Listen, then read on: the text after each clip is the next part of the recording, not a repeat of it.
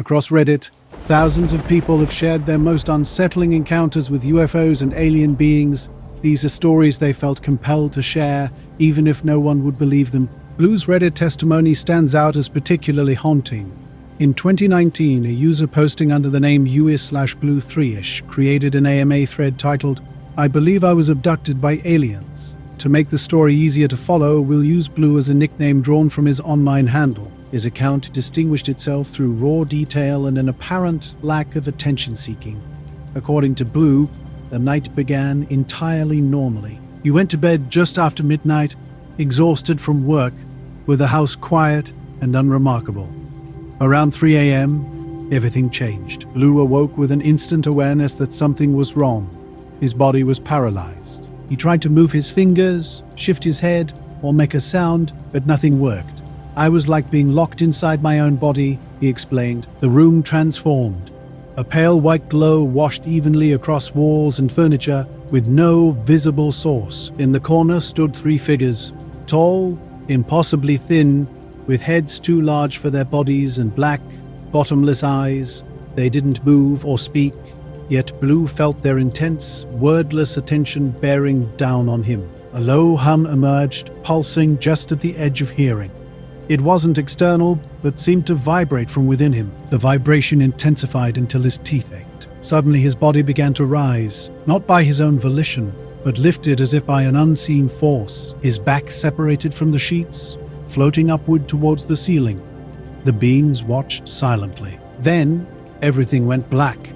When awareness returned, Blue found himself in a different environment. He lay on a flat surface in a glowing room with no visible light sources, only walls that radiated light. The air smelled sterile, a mix of ozone and antiseptic. Some describe lights in the sky, others recall vivid abductions, and a few return with marks and scars they cannot explain. Tonight we'll document 10 of the most detailed testimonies drawn directly from Reddit users, told in their own words.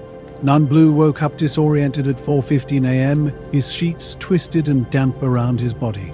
When he stumbled into the bathroom and turned on the light, he froze. A razor-straight red line cut across his forearm, too precise to be random. Another similar mark appeared on his thigh. A dark circular bruise stood out against his skin. He had no memory of how these injuries occurred. The days that followed brought a cascade of troubling symptoms. Headaches, nosebleeds, and relentless fatigue consumed him.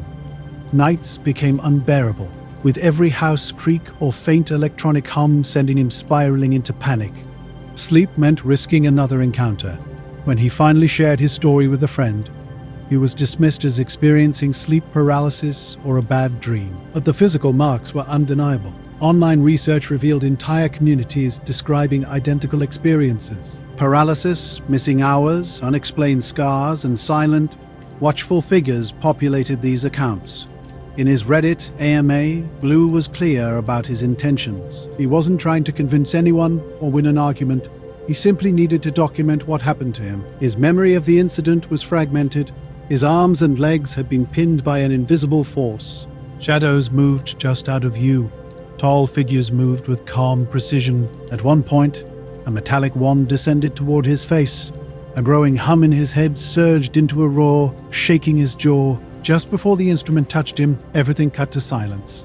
The most haunting aspect was a message that seemed pressed into his thoughts during the height of his fear. "Don't fear, you will be returned." It wasn't kind or cruel, but neutral, almost mechanical, as if delivered by beings for whom human emotion was irrelevant. Replies to his post varied widely. Some sympathized, others mocked. A few admitted to nearly identical experiences they had never dared to share before. Blue reluctantly acknowledged one chilling detail. These beings could have harmed him but didn't. They simply examined him, marked him, and left him with scars and unanswered questions. Today, Blue remains private about the event, fearing disbelief or ridicule. Yet his Reddit post stands as a testament to an experience he cannot explain, but knows he cannot forget. In the quiet of a Halloween night, a Reddit user named Torah Flight shared a chilling encounter that took place at 35,000 feet. This wasn't just another vague UFO sighting, it was a detailed, nerve-testing aviation experience that would challenge anyone's understanding of reality. Years earlier, Torah had been on a routine commercial flight. The skies were crystal clear, the aircraft steady on autopilot. Everything seemed normal until something caught his eye. At first, it was just a distant light near the aircraft's nose. Pilots see lights all the time. Stars, satellites, other planes. But this light was different. It didn't flicker like a star or blink like standard navigation lights. Instead, it remained steady, almost sentient. When Torah slightly adjusted the aircraft's heading, the light responded immediately, matching the plane's movement with eerie precision. No radar return, no transponder code, no traffic advisory from air traffic control confirmed its presence. As minutes passed, the tension grew. Suddenly, the object closed the distance. It wasn't a gradual approach, but a calculated movement. What had been a distant speck transformed into a structured form, sliding to within an estimated 100 feet of the plane, a distance that would make even military pilots uncomfortable. What truly unnerved Torah was the complete absence of disturbance. No turbulence, no wake, nothing to suggest the object was bound by normal physical laws. The UFO moved as if it existed in a different reality altogether. Under the night sky, the object's shape was hard to define. Torah could make out a massive dark form with rhythmic light pulses traveling along its body. These weren't random flashes. It seemed deliberate and controlled. His co-pilot sat frozen, hands rigid, staring. Torah was left with nothing but his memory and the lingering scars of an encounter that defied explanation. One moment of inexplicable reality that would haunt him long after the flight ended. Torah and his co-pilot sat in the cockpit, tension hanging in the air. Neither spoke much, hyper-aware that a single wrong word might shatter their fragile calm. An unspoken agreement passed between them. Do not panic. Trust that the object nearby meant no harm. For a few moments, the airliner and the UFO flew in silent formation. Torah later admitted feeling a strange sense of acknowledgement, as if the craft was aware of his presence. It wasn't reckless or hostile. It was simply there. Then, without warning, the UFO broke away. It tilted sharply at an angle no conventional aircraft could survive, accelerating with blistering speed. Within seconds, it vanished into the empty night sky. Torah and his co-pilot remained frozen, the cockpit eerily quiet except for the steady drone of engines. Finally, one muttered, "We don't log this in official notes." Nervous laughter followed, masking their shared realization of witnessing something extraordinary. Despite potential consequences, Torah insisted on documenting the encounter. He made a note in his private logbook and later shared the account anonymously. Commercial pilots understand how UFO claims can devastate professional reputations, regardless of experience's authenticity. Years later, when he described the incident on Reddit, Torah emphasized the memory's crystal clarity. The craft was just 100 feet away. He could see its lights, shape, and behavior. This was no illusion or conventional aircraft. It operated under intelligent control. Online responses flooded in. Some users marveled at the detailed account, calling it one of the most convincing pilot encounters shared online. Others speculated about advanced military technology or classified drone testing. Torah dismissed these explanations. No human aircraft could maneuver so precisely, holding steady at close range and then accelerating so unnaturally. For Torah, this was more than a spooky story. It was a defining moment in his flying career that fundamentally challenged his understanding of the skies he thought he knew so well. He admitted he still scans the horizon from cockpits and passenger windows, half expecting that silent companion to slide into formation again. He closed his Reddit post with a profound reflection. Flying at 35,000 feet, you feel like you've mastered the sky. But that night, I realized we're just guests here. There are things moving above us we can't explain, and maybe we're not supposed to.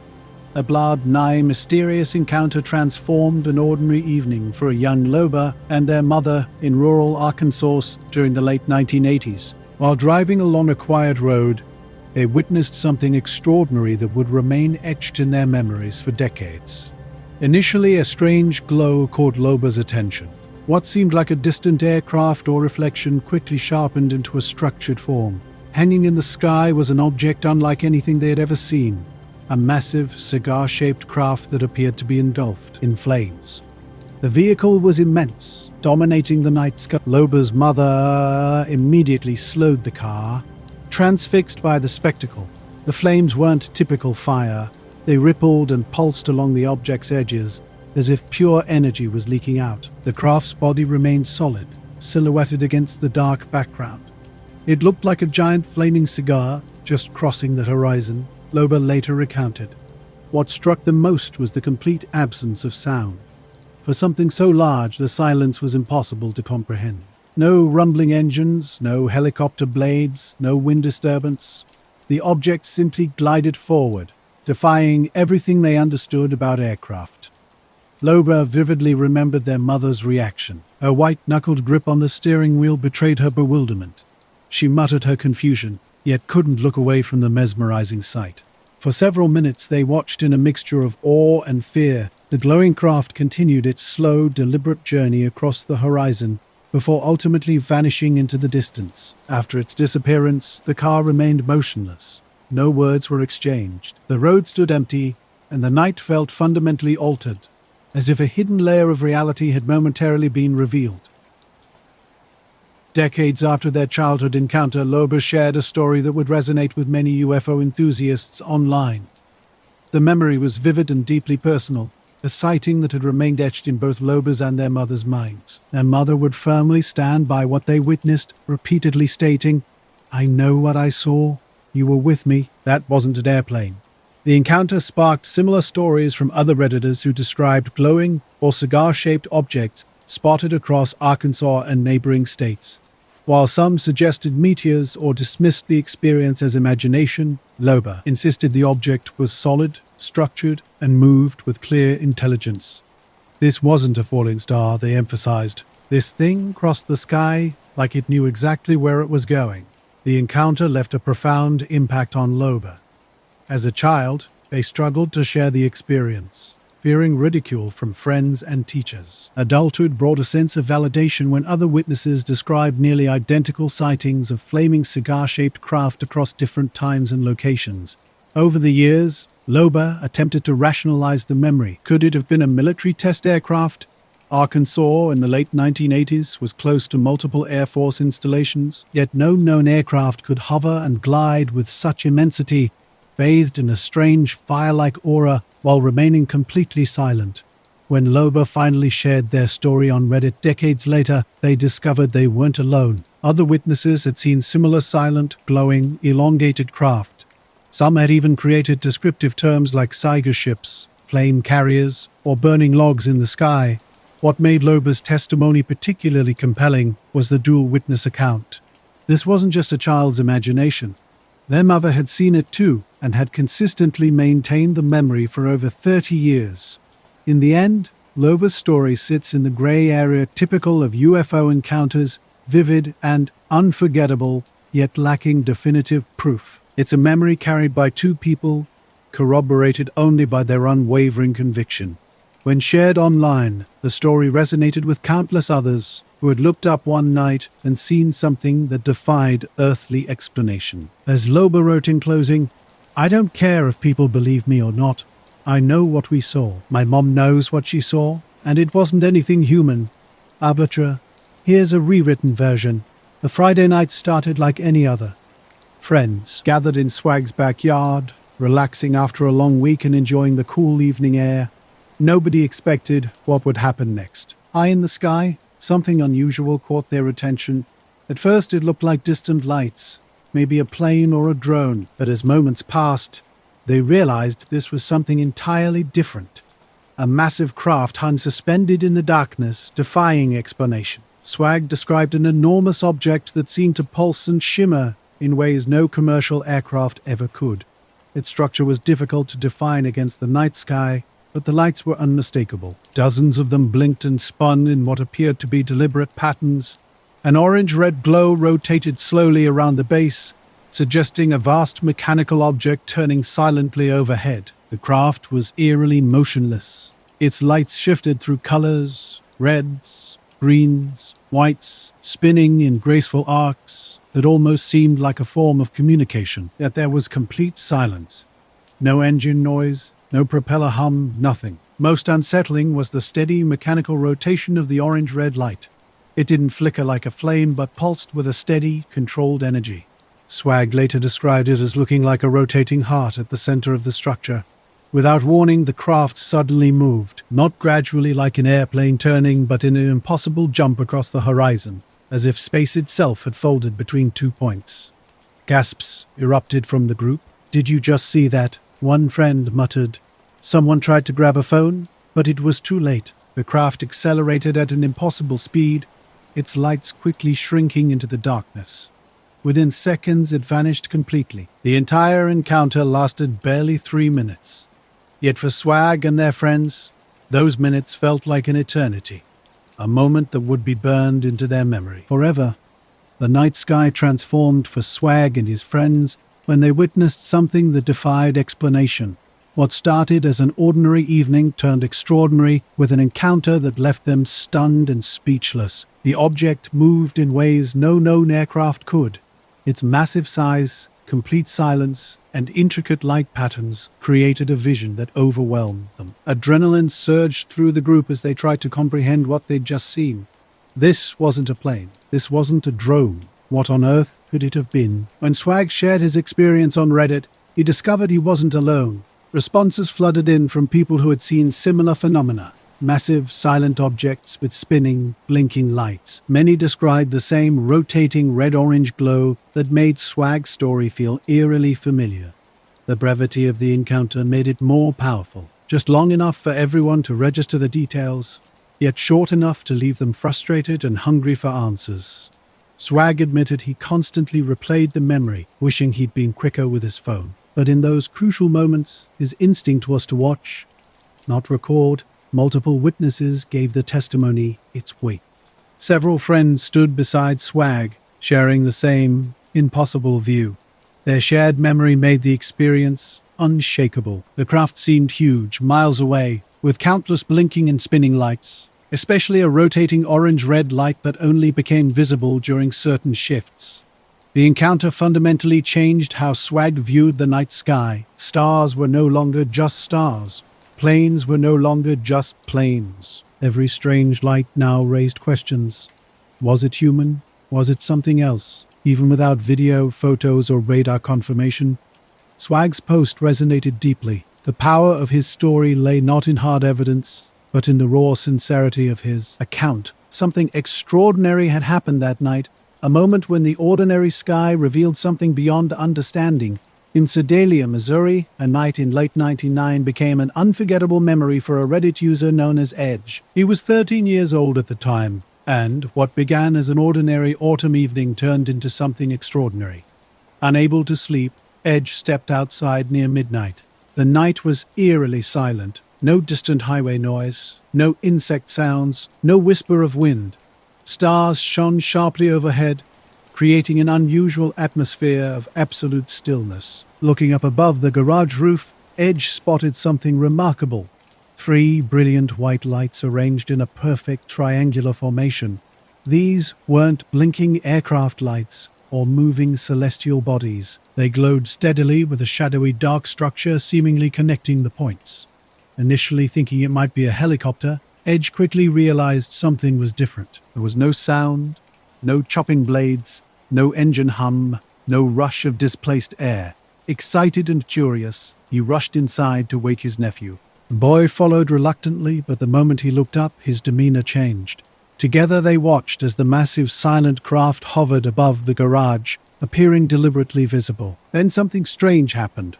One of the lights shifted inward, sliding unnaturally before vanishing and instantly reappearing on the opposite side of the formation. The movement seemed to defy normal physics, as if the object could fold or flip its geometry impossibly. The nephew whispered that while it might look like a drone, they both knew such technology didn't exist in 1999, especially at this scale. For several minutes, the triangular object turned gently in place before suddenly moving, not like an airplane banking or a balloon drifting, but in an impossibly smooth gliding motion. This brief encounter became a lasting memory, a reminder that the universe sometimes reveals just enough to unsettle us, then withdraws before providing complete answers. Now, years later, long after childhood, Edge returned to the memory with fresh eyes. Using 3D modeling software, he reconstructed the craft's shape and movements, carefully recreating its rotation and the moment when one light seemed to fold across the structure. The models only reinforced what he had always known. The encounter had happened years ago, in a quiet suburban yard where silence suddenly erupted into something extraordinary.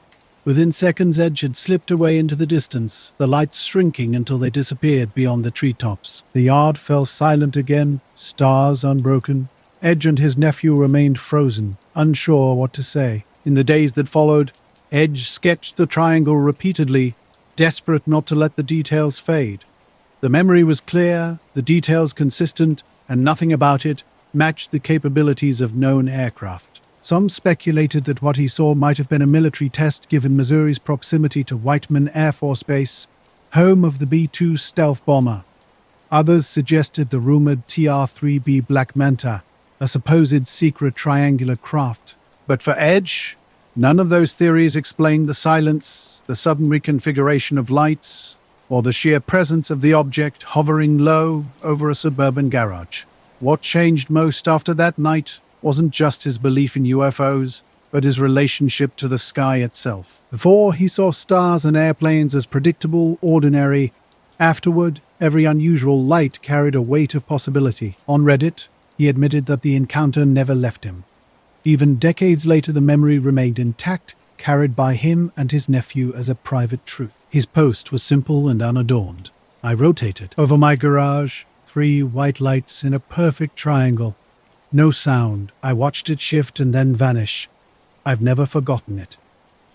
Behind those words was a childhood night when the familiar world had slipped and something silent, massive, and inexplicable had hovered just above his home. Eventually, Edge and his nephew went back inside, but the weight of what they had seen stayed heavy in their minds. The experience transformed how they viewed the night sky, turning an ordinary suburban evening into a moment of profound mystery. Now, a recurring nightmare haunted Ash. Bright light would fill the room, strange shadows moving overhead. They would wake drenched in sweat, hearing hammering, trying to convince themselves it was just imagination. But these weren't ordinary nightmares. They developed a disturbing consistency. Each time, the details remained the same: the light, the figures, the sensation of being lifted against their will.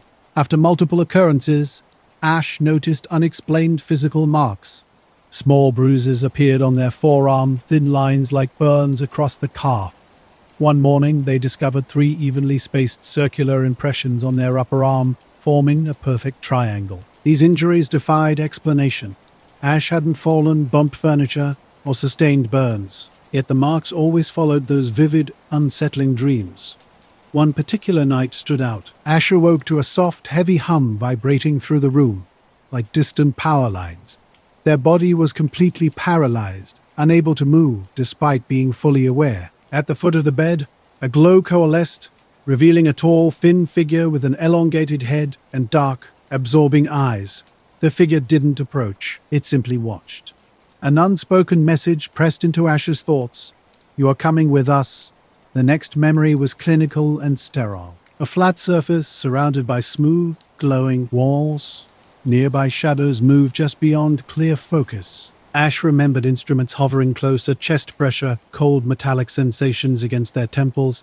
Then, suddenly, they would wake in bed. Minutes had passed on the clock, though the experience felt like hours. What troubled Ash most was the repetition. These weren't isolated incidents, but a recurring cycle. Every few weeks, sometimes every few nights, the same sequence would replay. Sleep became terrifying. Ash would fight exhaustion, staying awake into early morning, only to eventually collapse and find themselves once again confronting the glow, paralysis, and silent figures. When they shared their story online, the response was immediate. Many others described identical experiences: glowing rooms, physical paralysis, bedside figures, unexplained bodily marks. The uncanny similarity both validated and horrified Ash. Was this truly just sleep paralysis? How could unrelated strangers describe the same tall, silent beings with such precise consistency? Not Ash's experience haunted them with a recurring nightmare that felt disturbingly real. The possibility of being watched or visited by unknown entities consumed their thoughts. making them hesitate even to set up cameras. Deep down, they feared confirming what they already suspected. Some nights carried an identical, terrifying script. During one particularly vivid winter episode, Ash recalled being pulled upward through the ceiling into a vast chamber. Other presences seemed to surround them, their impressions flooding Ash's mind in an overwhelming chorus. The final memory before waking was a starfield view from high above, with Earth appearing small and distant. Upon awakening, they discovered blood on their pillow from an unexpected nosebleed, something that had never happened before. On Reddit, Ash shared their experience with quiet honesty. They described waking with unexplained marks, bruises, and nosebleeds, feeling certain these weren't just dreams. The account resonated with readers, sparking varied responses. Some suggested medical evaluation, while others admitted experiencing similar encounters. A few outright dismissed the claims. For Ash, the truth didn't depend on others' beliefs. The recurring cycle of fear, the strange glowing figures, and the physical evidence on their skin were compelling enough. Even today, they sleep uneasily, always anticipating the next visit. The most cruel aspect was the repetition. Knowing that nights aren't safe, that rest itself can be invaded, and that unknown figures might return without warning. Though the purpose and origin remained mysterious, the memories stayed vivid, as clear as the physical scars left behind. This testimony echoed another similar account shared on r/paranormal encounters by a user named Blub. Unlike typical UFO sightings involving distant lights, Blub's experience occurred in the most personal space possible, their bedroom. What began as an ordinary night soon transformed into something extraordinary. The room was thick and heavy, as if time itself had slowed. At the foot of the bed stood a figure, small, slender, and distinctly wrong. Its grey skin was smooth and nearly featureless, with a head disproportionately large for its frail body. Two black almond-shaped eyes reflected the faint light like twin pools of ink. Blue tried to scream, but no sound emerged. Their throat locked tight, and their body remained paralyzed. Only their eyes darted in terror, fixed on the unmoving figure, watching silently. The room grew unnaturally quiet, even the usual hum of electronics fading into stillness. Then the figure tilted its head, a subtle motion that made Blub's blood run cold. It wasn't studying them with emotion or human curiosity, but with a blank, unblinking alien analysis. Something pressed against their mind, not a voice, but an invasive impression that bypassed language. "Don't fear," whispered the message, though it offered no comfort. Instead, it felt like an unwelcome intrusion into their thoughts. The being moved forward with unnatural precision, one thin arm extending toward Blub, long fingers stretching closer. Blub's mind screamed to move, to fight, to escape, but their body remained frozen. Suddenly, in the blink of an eye, the figure vanished. No sound, no flash, just absolute disappearance. Blood gasped and bolted upright, lungs burning, sweat pouring down their face. The room looked exactly the same. Nightstand lamp, curtains, electronics humming. The clock read just after 3 a.m., but the presence had vanished. In the days that followed, Blub struggled with sleep. Every time they closed their eyes, they expected to find the grey figure waiting silently at the foot of their bed. They checked the house repeatedly, locked every window and door, and left lights burning through the night. Their room, once a sanctuary, now felt like a threshold to something unknown.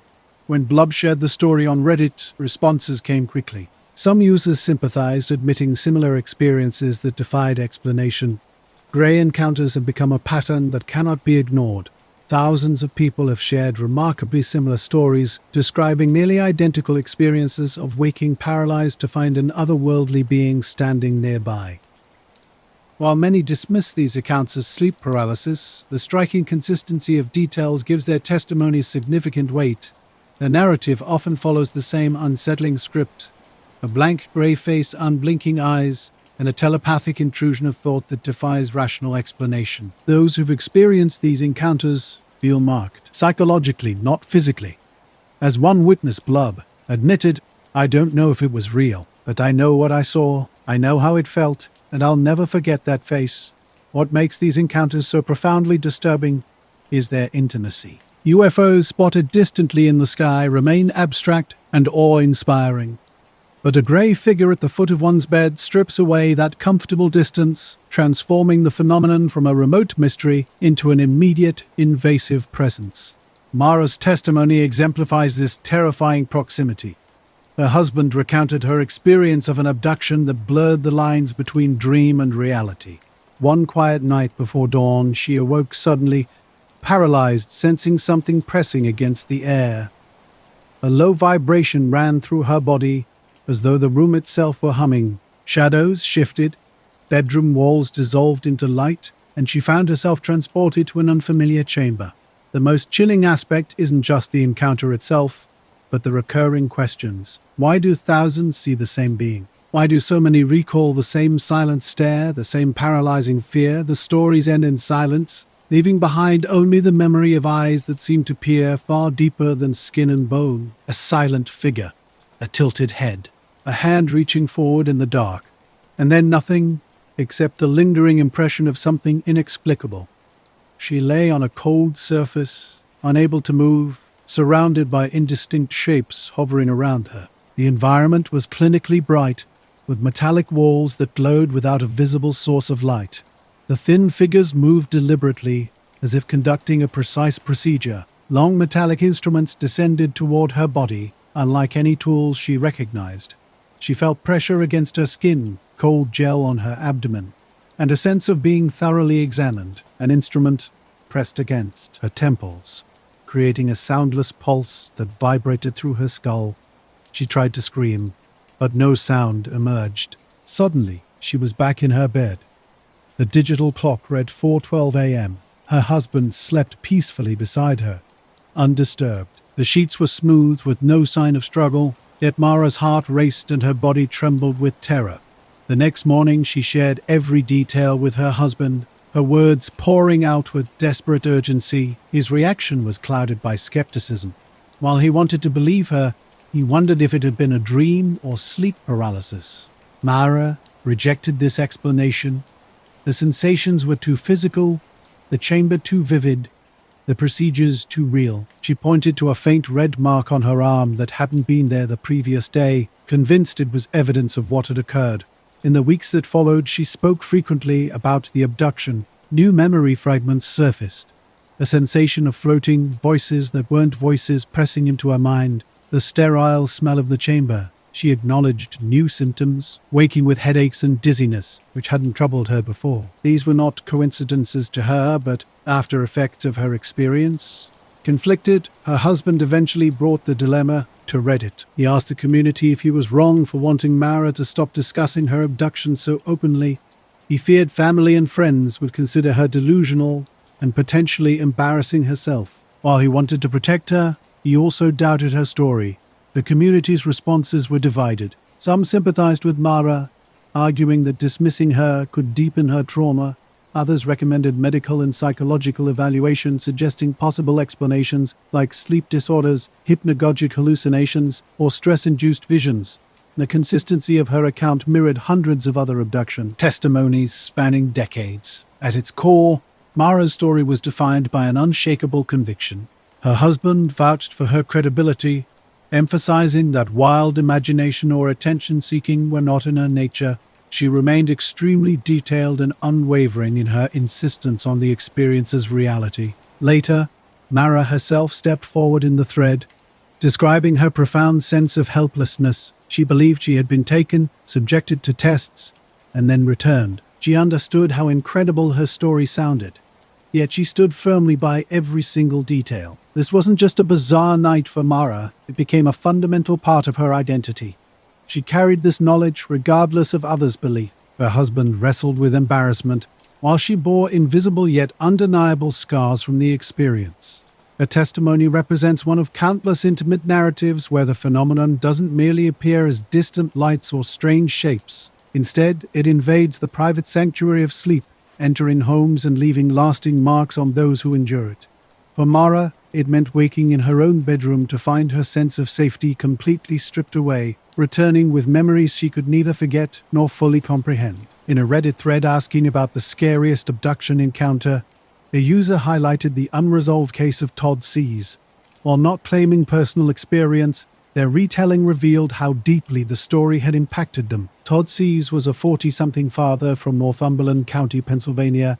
On August 4, 2002, he set out on his ATV to scout deer locations before hunting season, telling his family he'd return in about 2 hours. When he didn't come back, his wife grew worried and called for help. Search teams, neighbors, and law enforcement scoured the area. His ATV was found abandoned near the ridge top. Rescue dogs briefly tracked a trail before losing the scent. Volunteers spread across the mountain. For nearly 2 days, no trace of Todd was found. Then, suddenly, his body appeared in a spot that had been searched multiple times previously, under circumstances that defied explanation. The mysterious death of Todd Sees sparked intense speculation from the start. He left home for a morning ride and vanished, with his ATV later discovered. When his body was found, the circumstances raised more questions than answers. Witness reports quickly linked the incident to UFO activity. Several people in the valley below claimed to have seen a bright disc-shaped object in the sky that morning. One witness described a beam of light connecting the ridge to the craft, while another reported seeing a human figure being drawn upward. Though never officially confirmed, these accounts spread rapidly through the community. The official report provided minimal details, with the cause of death listed as undetermined. Some reports suggested Sees was found wearing only his underwear, as if hastily redressed. Others noted unusual skin discoloration, almost as if blood had been drained from his body. Federal agencies reportedly appeared in the area, but left without explanation. Local newspapers carried only brief mentions of the search and recovery. The family received little information, and the investigation seemed to stall quickly. Theories about what happened vary widely. Some suggest a tragic medical event exaggerated by rumors. Others point to the witness sightings and body's condition as evidence of a UFO encounter gone wrong. A third group believes the secrecy stems from human agencies rather than extraterrestrial involvement. What makes the story particularly unsettling is the complete lack of closure. The gap between finding his ATV and recovering his body remains filled only with speculation and fragments of testimony pointing in disturbing directions. In online discussions, people note how this case differs from typical alien encounter stories. Instead of missing time or strange dreams, it ended in an unexplained death. Rather than a private incident, it became a public event involving search parties, neighbors, and authorities. To this day, no official narrative has satisfied those who continue to investigate the case. The mystery of Todd Sees remains unresolved, a haunting reminder of how some stories defy simple explanation. In May 1967, a pivotal UFO encounter unfolded near Falcon Lake in Manitoba, Canada. Stefan Michalak, a Polish immigrant and amateur geologist, was prospecting for minerals in a remote wilderness area. Unlike many UFO witnesses, Michalak was known for being practical and grounded, a fact that lends significant weight to his extraordinary account. While hiking, Michalak witnessed something remarkable. A flock of geese scattered as two oval objects descended. One hovered in the air while the other landed on a flat rock nearby. Initially believing these might be experimental military craft, he approached cautiously with his sketchbook. The landed object was disc-shaped, metallic, and larger than a car. Bright light spilled from seams along its hull, and a hissing sound suggested air was being vented. Michalak's curiosity overcame his caution. He drew close enough to touch the craft, discovering the metal was incredibly hot. So hot it burned through the tips of his gloves. An opening revealed what appeared to be an internal control panel with lights and shapes. Michalak called out in multiple languages, English, Polish, and Russian, offering assistance. There was no response. The opening soon sealed shut. Suddenly the object rotated and expelled a blast of hot gas directly into Michalak's chest from a grid-like exhaust vent. The force knocked him to the ground, and the heat seared through his clothing. As he scrambled backward, the craft lifted smoothly, rejoined the hovering object, and together they shot into the sky at incredible speed. For those who study UFO encounters, Michalak's experience stands out as one of the most compelling in modern UFO lore. When discussed on online forums like Reddit's r/alien abduction, his story is often cited as a powerful piece of potential evidence. What makes it particularly striking is not just the encounter itself, but Michalak's reputation as a level-headed individual with no history of sensationalism. Some who recount the story emphasize a chilling detail. Michalak did not return from this encounter unscathed or with mysterious memories. He came back dead, a fact that transforms this from an unusual incident into one of the most disturbing entries in UFO documentation.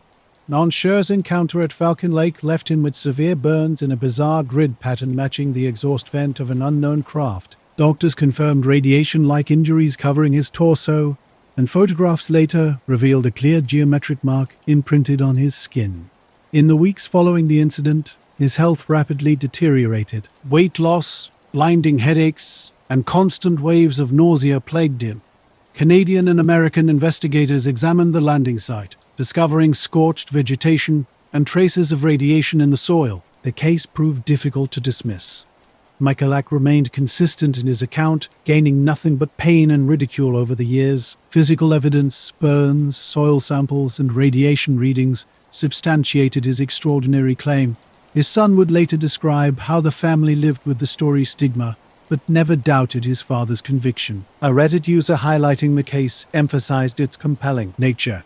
Unlike many UFO encounters relying on memory or dreams, this incident provided tangible proof. A man was injured, his clothing scorched, the ground marked, and investigative agencies left puzzled.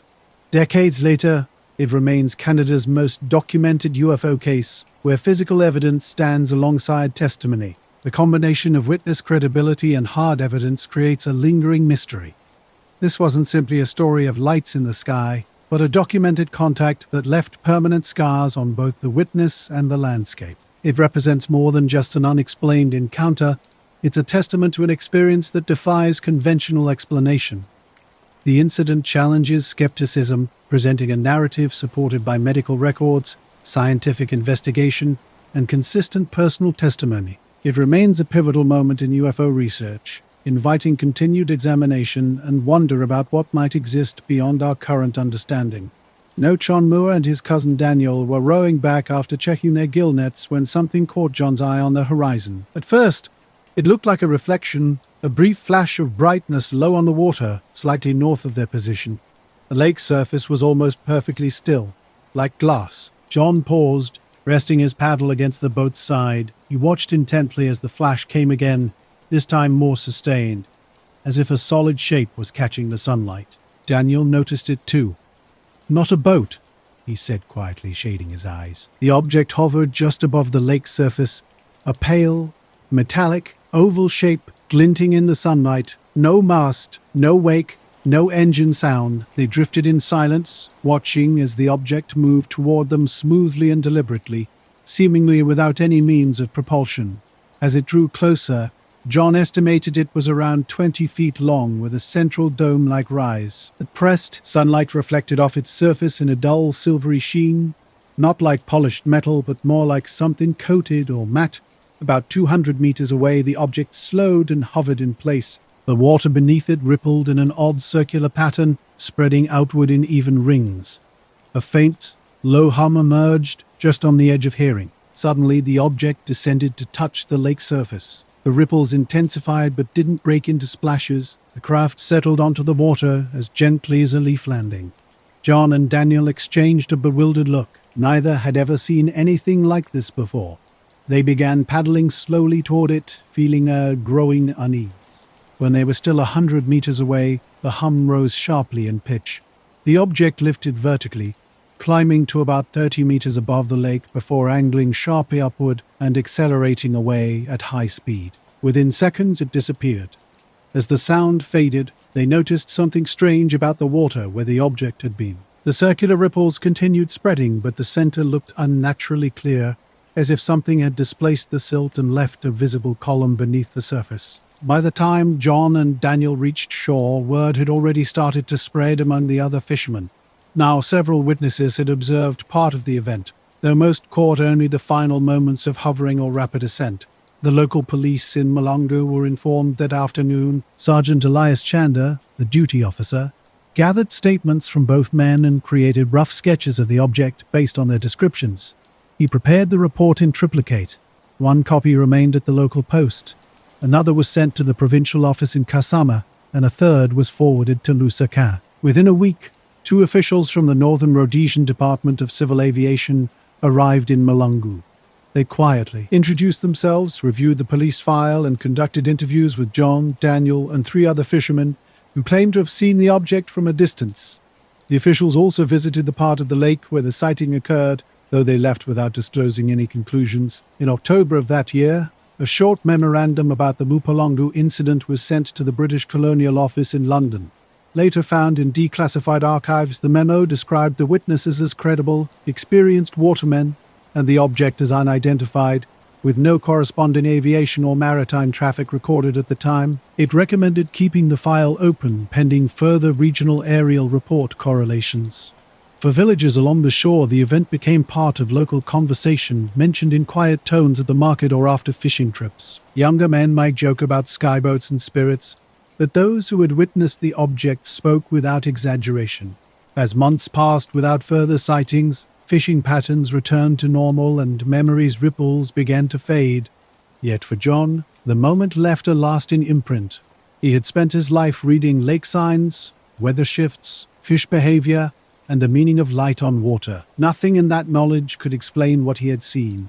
Years later, in the mid-1970s, a South African researcher surveying African UFO reports discovered the file while examining Kasama's police archives. He tracked down John, still living near Mapolongo, and found his recollection unchanged in every essential detail. The shape, movement, sound, and absence of visible propulsion all matched his original statement. When portions of the British Colonial Office's archives were digitized and made publicly available in 2005, the incident gained renewed attention. Not a Favre, the incident gained renewed attention. Not a V resented focused, bearing original police sketches slightly yellowed with time. These documents captured the object's oval shape and dome structure. Scrawled in the margin, an unknown clerk's note tersely concluded, "No match. Leave unresolved." Deep in African archives, the Lake Tangana sighting remained a quiet footnote, never breaking into wider headlines. Yet this incident stands as one of the few documented UFO encounters from that era, preserved through both local witness statements and official government records. For those familiar with the lake, the notion of something silently appearing over its waters, leaving nothing behind but a fleeting memory, carries a haunting quality. The fishermen who witnessed the event never sought spotlight or explanation. They simply recounted what they saw and deferred to official channels. Those officials in turn filed the report and left it untouched. Decades later, the lake remains unchanged in its vast expanse. Morning light still dances across rippling waters, playing optical tricks. Somewhere in a locked cabinet, a weathered manila folder holds an unresolved account. 2 fishermen, an inexplicable craft, and a moment when Tagana's familiar surface reflected something beyond comprehension. The Great Falls UFO film emerged on a quiet afternoon in Montana. August 15, 1950 found Nicholas "Nick" Mariana, general manager of the local baseball team, operating a 16mm camera at the ballpark. What began as routine promotional filming transformed when 2 bright silvery discs caught his attention, moving silently across the wide Montana sky. Mariana was preparing shots for the Great Falls Electrics when a sudden flash drew his eyes upward. 2 round, metallic objects reflected the afternoon sun, flying in smooth formation from northwest to southeast. His secretary, Virginia, stood beside him as he quickly swung the camera skyward, capturing approximately 16 seconds of extraordinary footage before the discs vanished behind a grain elevator. Though brief, the film was remarkable in its clarity. Frame by frame, 2 bright circular objects moved steadily across the sky, a moment frozen in celluloid that would become one of the most analyzed pieces of UFO evidence in American history. The Great Falls film remains a compelling piece of UFO documentation that has intrigued researchers for decades. Despite numerous attempts to explain away the footage, the objects captured remain mysterious and unexplained. When Mariana first shared the film, it quickly drew significant attention, with local newspapers reporting on the sighting and the U.S. Air Force soon taking possession of the reel under Project Grudge. The film's credibility stems from its unique characteristics. The objects do not resemble known aerial phenomena like planes, birds, or weather balloons. Their movement appears steady and consistent, with no signs of camera manipulation. The sequence captured something truly unusual.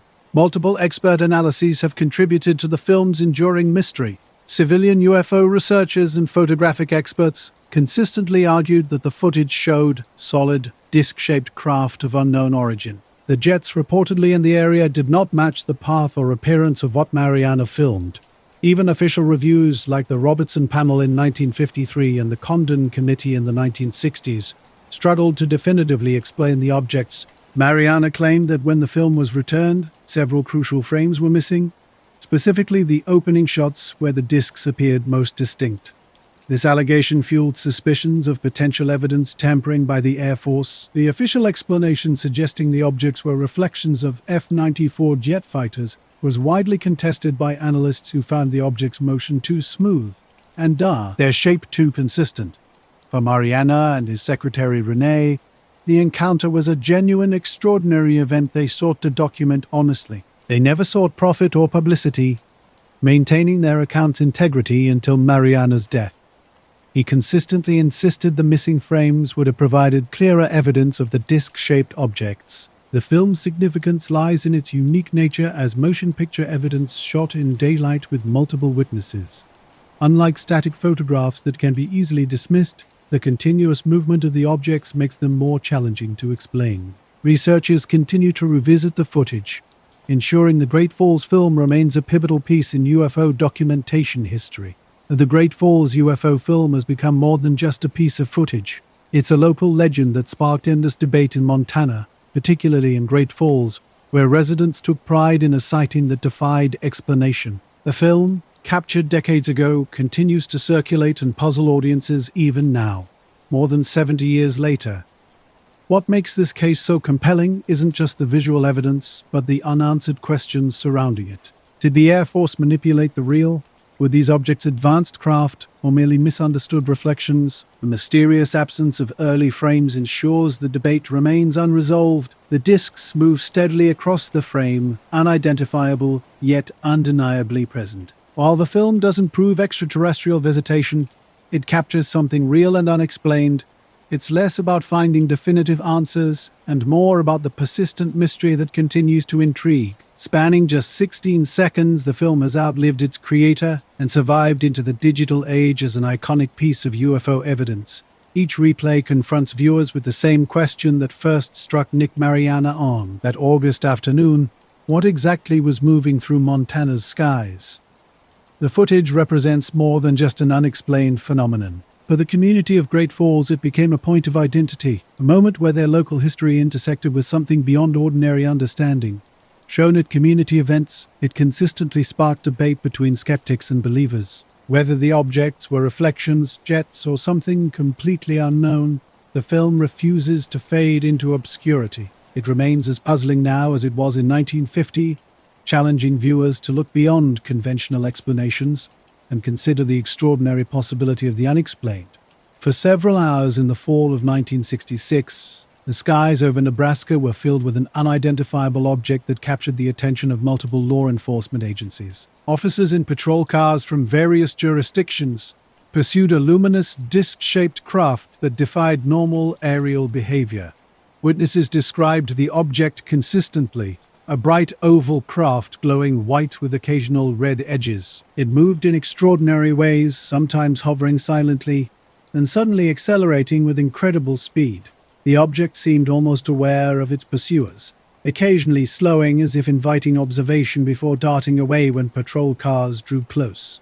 Radio logs from that night revealed the widespread nature of the incident.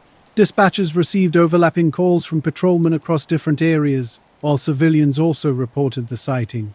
Farmers in fields, motorists on roads, and families in their yards all pointed to the same mysterious craft in the sky. The object's behavior was strange. Its size was estimated to be larger than a car, possibly comparable to a small plane. It moved with an unusual wobbling motion, tilting slightly as it hovered. Some officers reported technical interference during the encounter. One patrol car lost radio contact, while another experienced dimming headlights when the craft passed nearby. Spohr and his partner were among the first to spot the object, but they were quickly joined by other patrol cars. As the chase continued eastward, more officers became involved, each confirming similar observations. The pursuit stretched across multiple counties, with the object maintaining its silent, luminous presence. As dawn approached, the object ascended rapidly into the upper atmosphere, disappearing from view. The exhausted officers regrouped, attempting to make sense of their extraordinary experience. For some, the night represented an exhilarating career moment. For others, it left a sense of unease about encountering something beyond their understanding. The incident occurred during a period of heightened UFO reports in the Midwest, with local papers already carrying stories of strange sightings in Ohio and Michigan. For those involved, this chase became a defining encounter that defied conventional explanation. In the summer of 1966, a UFO chase through Nebraska's farming communities became a local legend. Law enforcement officers pursued an unidentified flying object across multiple counties, with their accounts quickly spreading through newspapers like the Lincoln Journal-Star. What began as a local story soon captured national attention, adding to the mid-1960s wave of UFO coverage. The chase was unlike typical sightings. Officers were adamant about what they had seen, an object that behaved in ways no known aircraft could. They tracked its movements for hours, witnessing its capabilities at close range. When the U.S. Air Force's Project Blue Book investigated, they dismissed the incident as a misperception involving Venus and aircraft lights, but those who were there knew differently. This case stood out in UFO history. The year 1966 was already marked by the Michigan swamp gas controversy, and reports of strange aerial phenomena were surging across the Midwest. What made this incident unique was its documentation. Radio logs, written reports, and multiple police witnesses willing to stand by their testimony. In Exodus, the chase became more than just a story, it was a community memory. Families remembered standing outside watching lights streak across the night sky while police sirens echoed in the distance. Farmers spoke of livestock unsettled by an unusual glow. Years later, people would recount the night their local police chased something inexplicable. The credibility of the witnesses was crucial. Sheriff Spar and his deputies had no motivation to fabricate the story. Their consistent accounts and professional reputations lent weight to their claims. The fact that multiple patrol cars from different jurisdictions confirmed the same object made this more than just another UFO tale. Ultimately, the case remained unresolved. The Air Force closed the file with its planetary explanation, while those who experienced the chase remained convinced they had encountered something extraordinary. For the witnesses, the memory of a glowing craft leading police cruisers across dark highways remained as vivid as ever, a mysterious moment frozen in time. A flash across the sky turned into a prolonged event that captured the attention of careful observers. They meticulously documented what they witnessed. In small-town Nebraska, deputies found themselves tracking an unknown phenomenon along open highways, driven by instinct and professional duty. For a few brief hours, the sky above XEI became a stage for an unsolved mystery, proving that even the most routine patrol can transform into an encounter with the inexplicable. The summer of 1955 disrupted the usual precision at Dublin's Dunk Observatory. Astronomers and students typically spent their nights tracking planetary motion and cataloguing stars. This evening would be different. Staff members spotted an object that defied all expectations. Initially mistaken for a conventional aircraft, closer observation revealed something extraordinary. Through telescopes, they saw a luminous disk moving across the sky. Brighter than Venus, yet clearly not a star. The object's behavior challenged everything they understood about aerial movement. Unlike a typical satellite or plane, this disk performed sharp turns, accelerating rapidly and then slowing to an almost stationary position. No wings, no tail, no navigation lights were visible. Instead, it appeared circular, metallic, and self-illuminated. Several professional observers confirmed the object's structured nature. Their telescope logs documented an unidentified aerial phenomenon moving against wind currents. These were not casual stargazers, but trained professionals skilled at distinguishing between celestial bodies and atmospheric phenomena. One astronomer later stated that what they witnessed was neither astronomical nor within the realm of conventional aviation. Local newspapers cautiously reported strange lights observed over Dublin by observatory staff, maintaining a restrained approach to the unusual sighting. This event stands out in a field often crowded with exaggeration and rumor. Today, the pursuit is remembered less for its sensational headlines and more for what it revealed about ordinary people encountering extraordinary moments. The Dunk incident stood out among UFO reports due to its unique origins. when astronomers at a national observatory claimed to have witnessed an unusual aerial phenomenon. It immediately captured attention. Unlike typical accounts from farmers or drivers, this sighting carried credibility. Foreign researchers quickly took notice, with the British Ministry of Defence requesting additional details about the event. Although no formal military report was ever released, subsequent investigations revealed correspondence acknowledging the sighting as unexplained.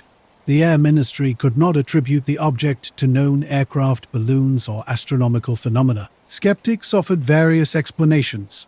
Some suggested the observers might have misidentified an early artificial satellite, but this theory seemed improbable. In 1955, only experimental rockets had reached orbit, and no satellites were visible to the naked eye until Sputnik's launch in 1957. Alternative theories about atmospheric reflections or high-altitude aircraft fell apart when compared to the sharp maneuvers described in the observatory logs. The scientific team's approach was notable. Trained to recognize and explain natural phenomena, these astronomers openly admitted observing something they could not classify. Their descriptions remained careful and avoided speculation, yet firmly concluded the object was real, structured, and aerial. For Ireland, such a UFO report was unusual. Compared to Britain or continental Europe, such incidents were rare. The involvement of a national observatory gave the case particular significance. While it never achieved the widespread attention of events like the Leech Lights or the Belgian Wave, it became a reference point in Irish UFO discussions. The Dunk incident highlighted a fundamental aspect of scientific observation. Observatories are designed to strip away illusion and clarify what the human eye might misunderstand.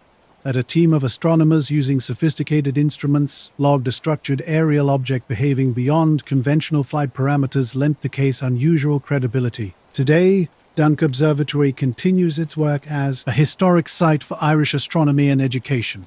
For most visitors, its domes and telescopes symbolize scientific certainty. Yet the Dunk incident remains a quiet reminder that even the most trained observers can encounter the unexplained mystery. The night sky over Lush, Texas in 1951 remains an enigma that defies explanation. On August 25th, 3 professors from Texas Technological College, Dr. Talbines, Tyre, Agberg, Dr. W.L. Ducker, and Dr. Topless, and Dr. W.L. Ducker. W.I. Robinson experienced something extraordinary while enjoying a late summer evening outdoors. As they sat quietly, a formation of bluish-white lights swept across the horizon in a perfect V shape. These weren't ordinary celestial objects.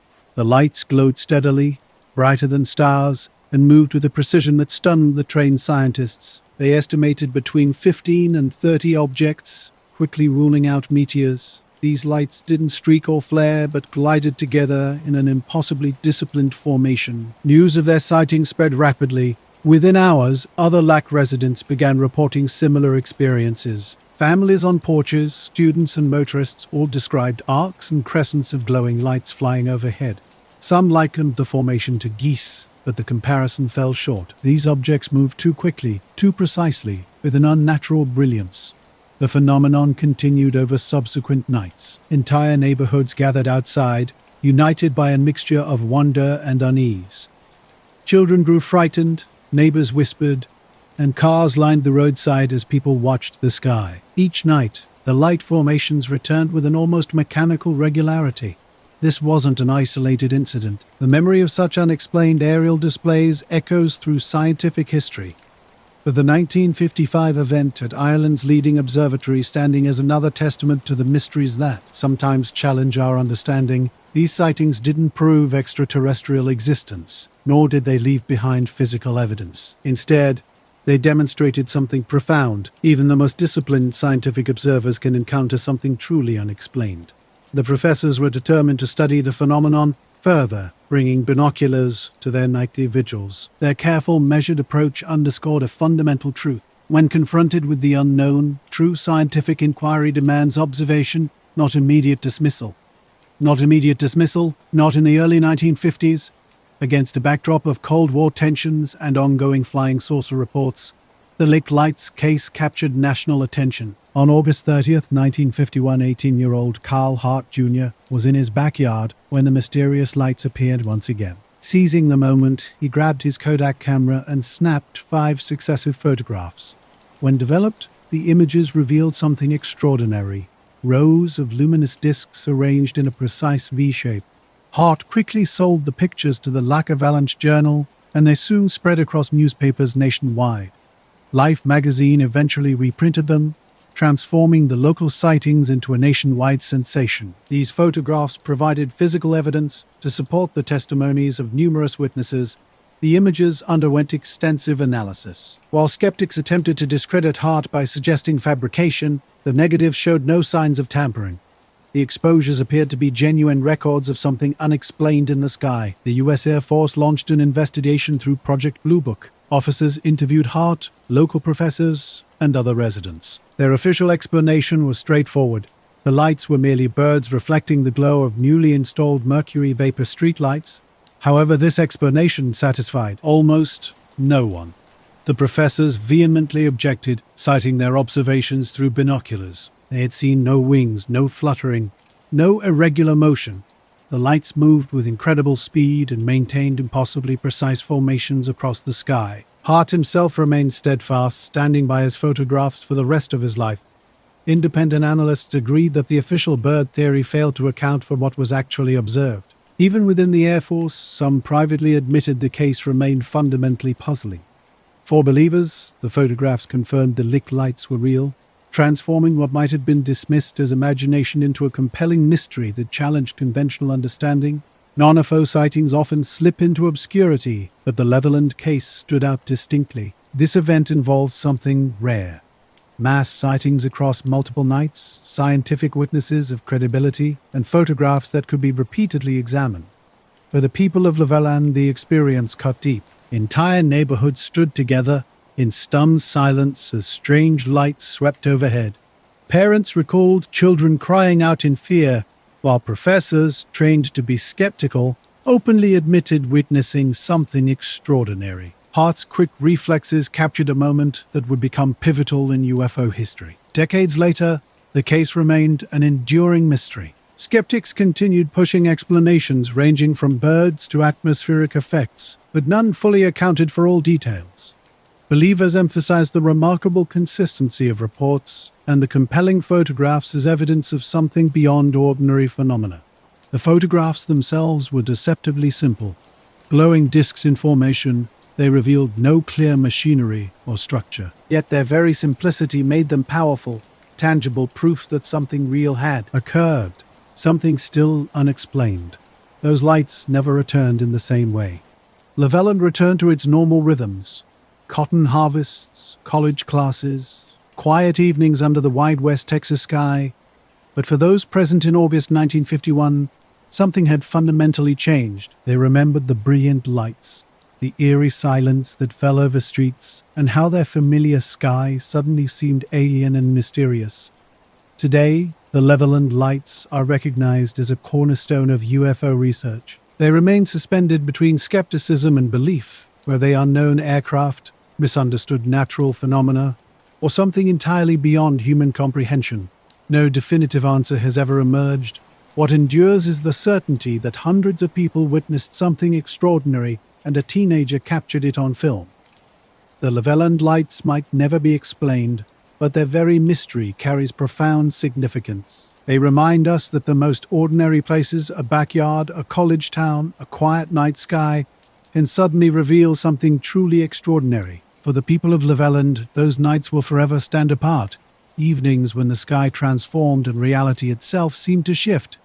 The mission started like countless others, a United Nations relief convoy deployed from Tindouf to deliver supplies to remote Sahrawi refugee camps scattered across western Algeria's harsh landscape. In early March 1999, 16 personnel set out, aid workers, drivers, 2 Algerian military escorts, and a technical officer managing satellite communications with UN Regional Command in Algiers. 5 Toyota Land Cruisers rolled across the gravel wash as the Saharan dusk settled in. A flat orange sun slipped behind low hills, casting long, sharp shadows across the terrain.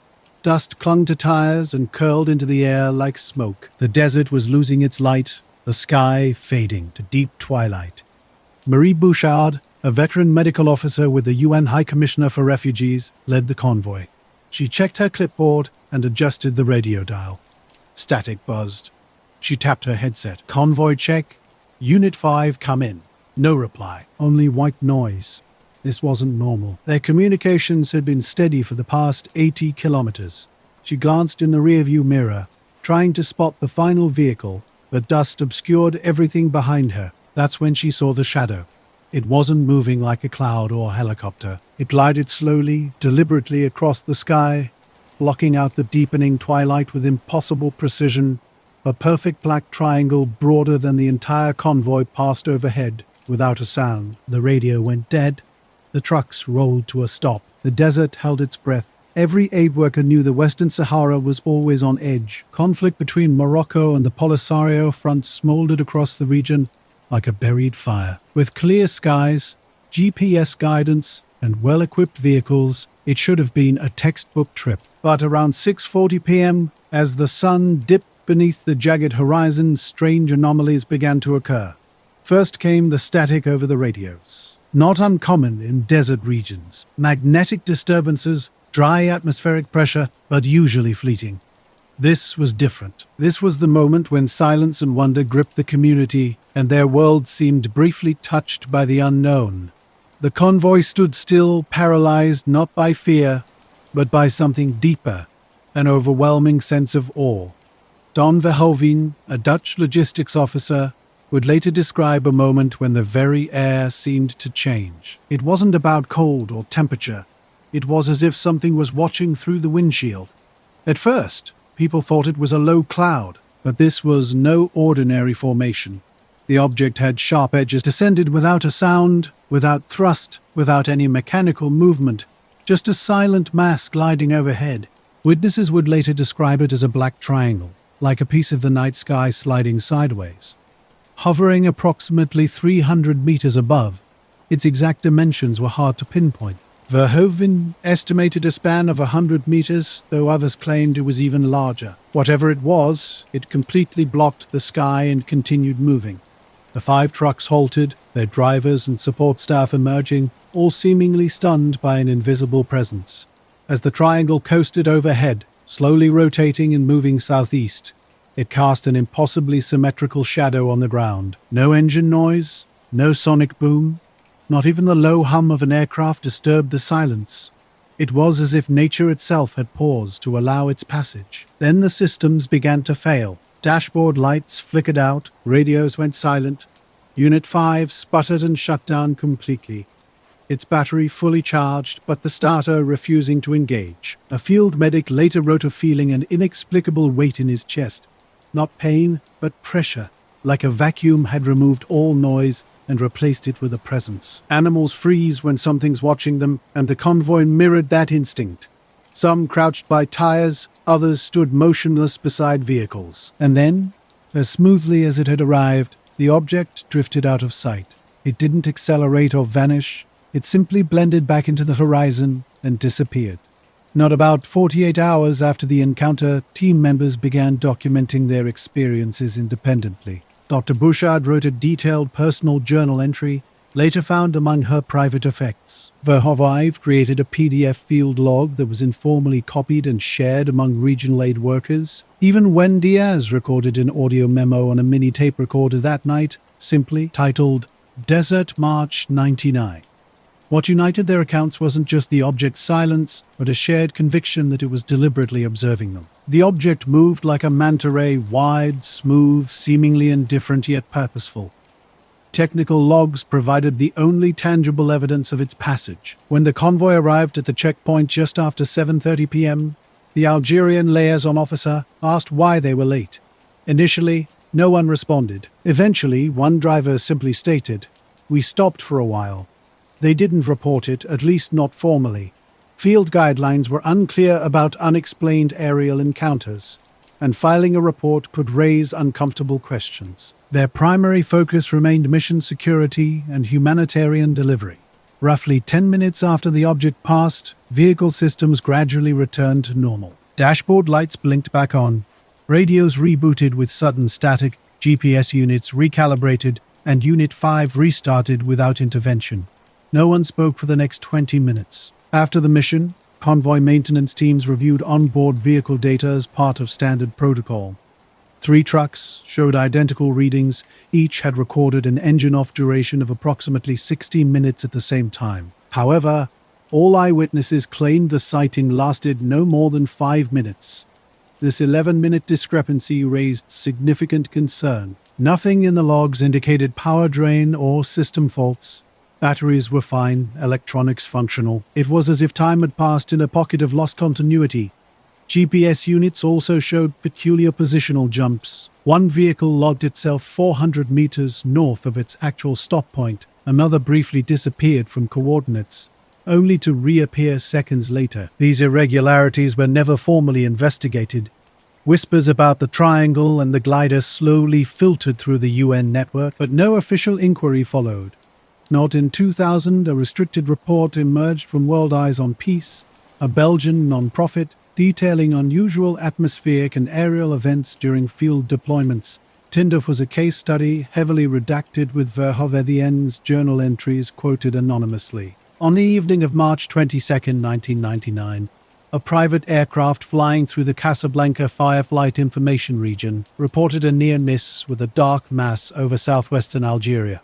The pilot's report, filed with Moroccan civil aviation authorities, noted an object without a transponder, collision lights, or radar visibility. He estimated its size as larger than any plane he'd encountered. The report was archived with no follow-up. The nature of this triangle sparked intense speculation. Theories divided between advanced military stealth technology and non-human intelligence. Some believed it was a next-generation surveillance platform, potentially American or Russian, operating in disputed territory. Yet its movement defied explanation. Too quiet, too precise, with no heat signature, no sound, and an ability to disrupt electronics without triggering electromagnetic alarms. A whistleblower from UNHCR leaked a confidential email in 2012 referencing the glider event in Zone E. One cryptic line read, "If it returns, it must not coincide with civilian drop points." Not again. Alternative theories proposed more exotic origins. The Black Triangle phenomenon had been reported in Belgium, the Hudson Valley, and parts of Brazil, but none matched this incident's electromagnetic disruption or deliberate passage. Bouchard was particularly disturbed by its appearance above a UN humanitarian convoy. "We weren't a threat," she wrote. "We weren't even important. Yet, it flew over us with the quiet confidence of something that knew exactly what it was doing and exactly where we were." The Tindouf desert glider remains unconfirmed and unacknowledged. No government has claimed knowledge or ownership, and no official files have been released. But witnesses remember. In quiet conversations, scattered journal pages, and dusty backup drives, their experience persists. A black triangle, silent, vast, watching, and vanishing without a trace. Not they were 2 women and a child traveling home on a quiet winter night along FM 1400 night. Along FM 1400 night, along FM 1400 night, 1 FM 1400 night, 1400 night, 1 FM 1400 night. Yes, the landscape was dark and isolated, no street lamps, no other vehicles, just blacktop, brush and pine trees where the sky felt impossibly close and the forest seemed to embrace the road. Suddenly the sky illuminated. Betty Cash was driving with her friend Vicky Landram, a devout Christian grandmother sitting beside her. In the back seat, 7-year-old Colby Landram was buckled in. They had just finished dinner at a local restaurant and were heading back to their home in Dayton, Texas. What happened next would become one of the most disturbing and enduring unsolved cases in UFO history. A massive diamond-shaped object hovered low over the road, metallic and rough-edged, pulsing with orange-red light. Bursts of flame and intense heat erupted from its base. The object bore no markings or navigation lights and appeared completely silent except for a deep, whooshing roar. Betty stopped the car. It was impossible to continue. The object blocked their path entirely. Vicky believed it might be the end of the world, initially thinking it could be a religious vision. She stepped outside briefly with Colby, but the overwhelming heat forced them back. Betty remained outside longer, observing the object until the intense warmth drove her inside. She even burned her hand on the metal door handle. As the object began to lift into the air, a formation of helicopters appeared over the trees. At least 23 aircraft were witnessed, including unmistakable CH-47 Chinooks used by the U.S. Army and smaller UAR-1 Hueys. These helicopters surrounded the object in a wide arc, escorting it as it slowly drifted off and vanished into the night sky. The road returned to emptiness, but the incident's impact was just beginning. The trio continued home dazed and shaken. Within hours, all three became ill. Betty suffered the worst, developing a pounding headache, nausea, and vomiting. The next morning, her face and scalp were swollen, red, and blistered. Her hair began falling out in clumps. Vicky developed burns and eye damage, while Colby experienced a rash. Betty was admitted to Parkway General Hospital in Houston with symptoms that doctors found deeply puzzling. Her medical condition was severe, skin irritation that looked like sunburn and repeated vomiting. Medically, her symptoms aligned closely with radiation poisoning effects from beta and gamma rays. The hospital records meticulously documented her declining health. Her symptoms included blood cell count abnormalities, skin lesions, and a compromised immune system. Vicky and Colby experienced less intense symptoms, likely due to reduced exposure. However, long-term consequences were significant. Vicky suffered chronic eye problems and skin sensitivity for years, while Colby carried emotional trauma well into adulthood. Desperate for answers, the women launched a comprehensive investigation. They contacted local police, military bases, and their congressional representatives. Specific inquiries went to Bergstrom Air Force Base, Fort Hood, and Ellington Field, asking about helicopter dispatches that night. Every agency consistently denied any area operations in the area. John Schessler, an aerospace engineer from McDonnell Douglas and a founding MUF member, began investigating in early 1981. His thorough approach included witness interviews, site visits, and careful review of medical records and injury photographs. Notably, Schessler was struck by the remarkable consistency in witness testimonies, even when interviewed separately. His investigation revealed the witnesses were not UFO enthusiasts. They had no prior interest in sensational claims and stood to lose considerable credibility by going public. Yet they persisted. Schessler's report on the Cash Landrum UFO incident remains one of the most medically substantive UFO investigations ever documented. In 1982, Betty and Vicky escalated their pursuit by filing a $20 million lawsuit against the U.S. government.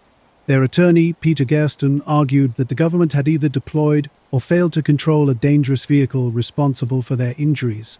However, the legal effort stalled during discovery. Sworn affidavits from Army and Air Force representatives categorically denied the presence of helicopters or military aircraft in the region. No government agency acknowledged responsibility for the object or the accompanying helicopters.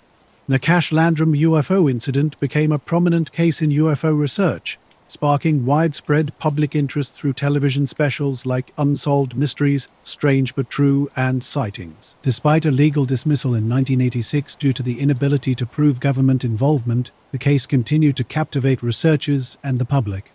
Visual documentation of Betty Cash's blistered skin and medical records became central to documentaries exploring UFO encounters with physical consequences. Multiple theories emerged as attention to the case grew, with researchers proposing various explanations. A common speculation suggested the craft was an experimental U.S. military vehicle, potentially a nuclear-powered propulsion system under testing or recovery. Military helicopter presence seemed to support this theory, indicating an operation of significant importance. Some researchers linked the sighting to Project Moondust and other Cold War retrieval missions involving foreign or anomalous space hardware. Alternative theories proposed the object might have been a malfunctioning satellite or a classified black-budget project involving radioactive materials. Skeptics raised challenges to these theories. They argued that a convoy of 23 helicopters would not go unnoticed by civilian or military air traffic systems.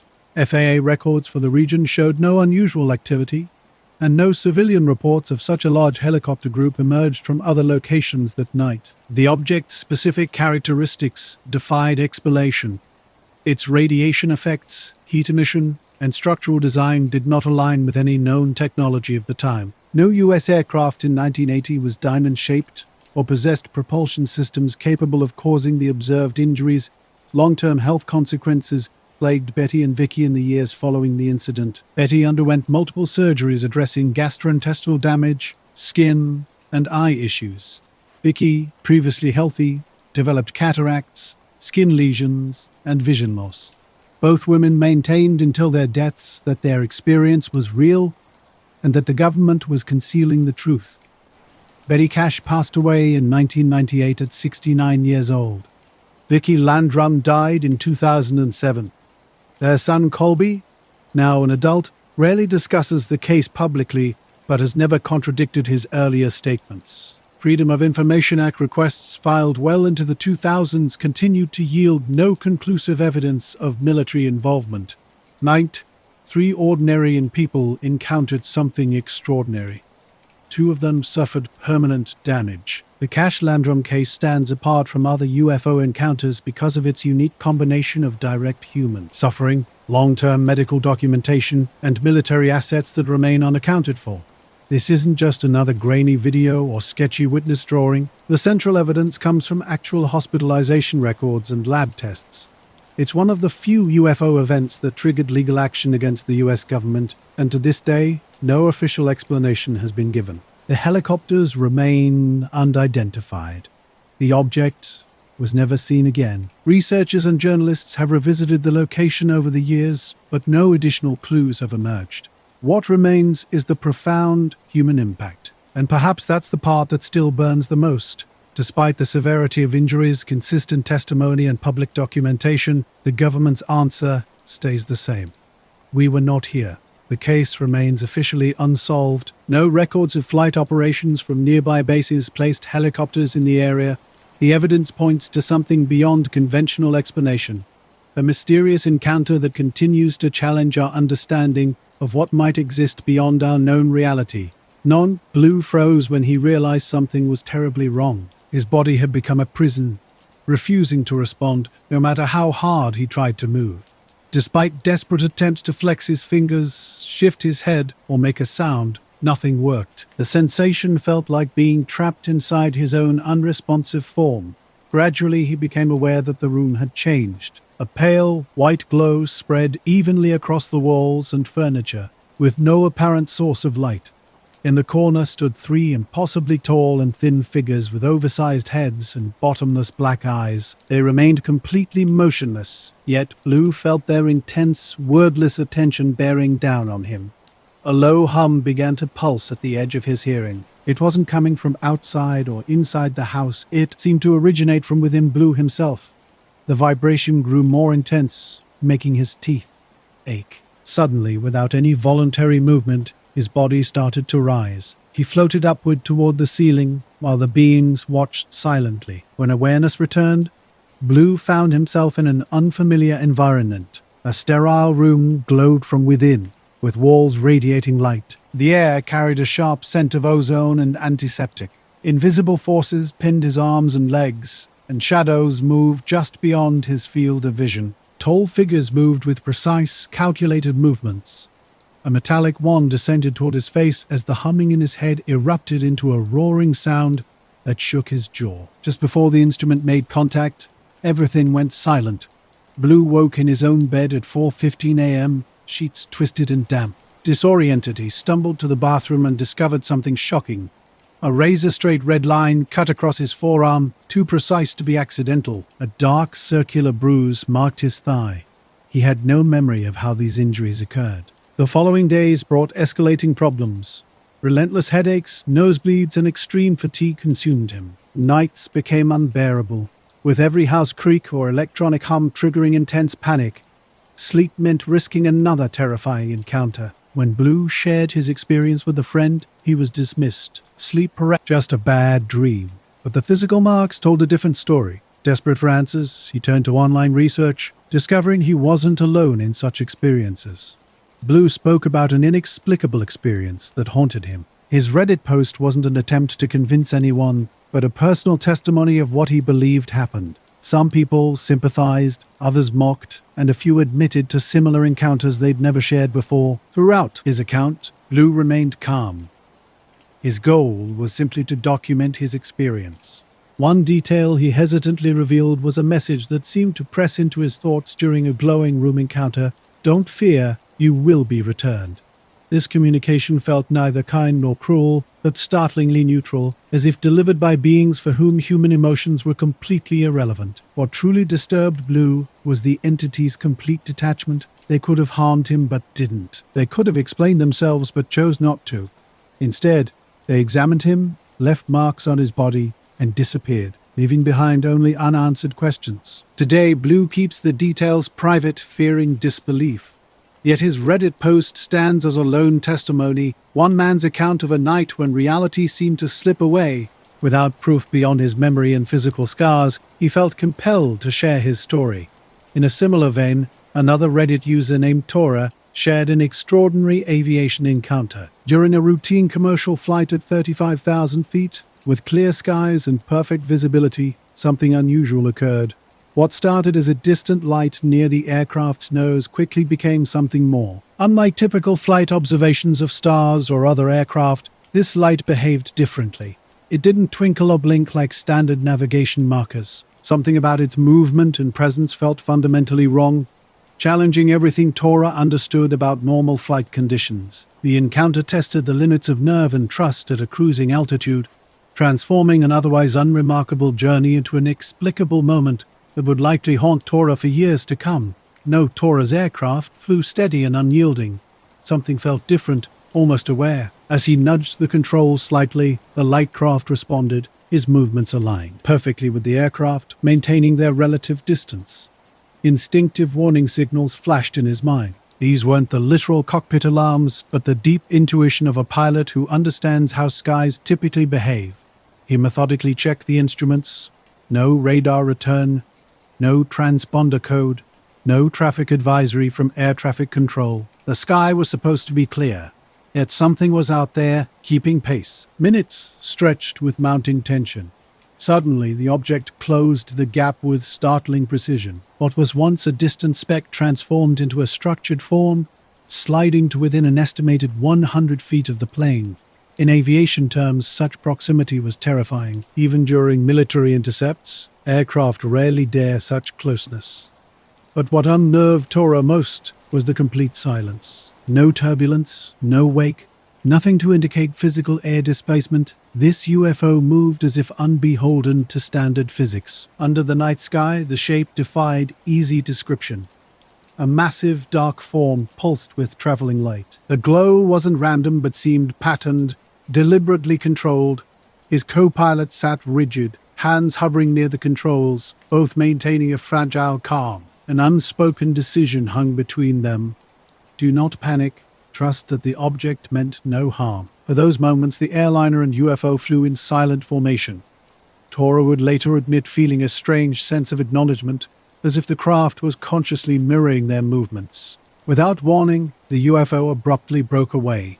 It tilted sharply, banking at an impossible angle for conventional aircraft, then accelerated with blistering speed. Seconds later, it vanished into the empty night sky.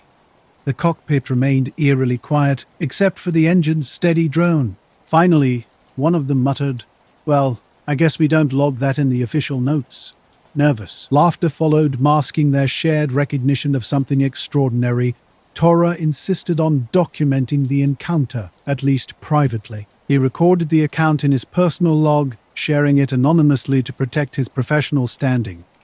19.2 can seriously damage their professional standing, that UFO sightings can seriously damage their professional reputation, regardless of how genuine the experience might be. Torah's encounter was far more than a fleeting moment. Years after the incident, when he finally shared his story on Reddit, he emphasized the absolute clarity of his memory. The craft was incredibly close, just 100 feet away. He could see its lights, its distinct shape, and its extraordinary behavior.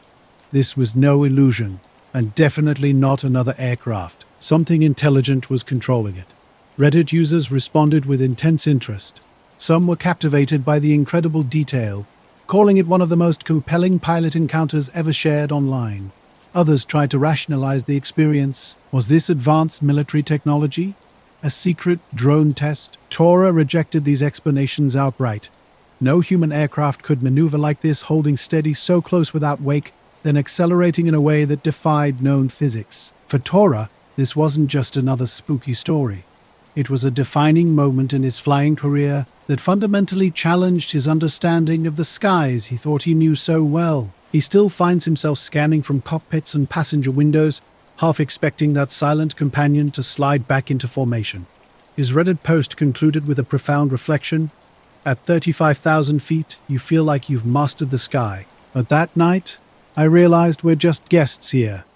There are things moving above us we can't explain, and maybe we're not supposed to.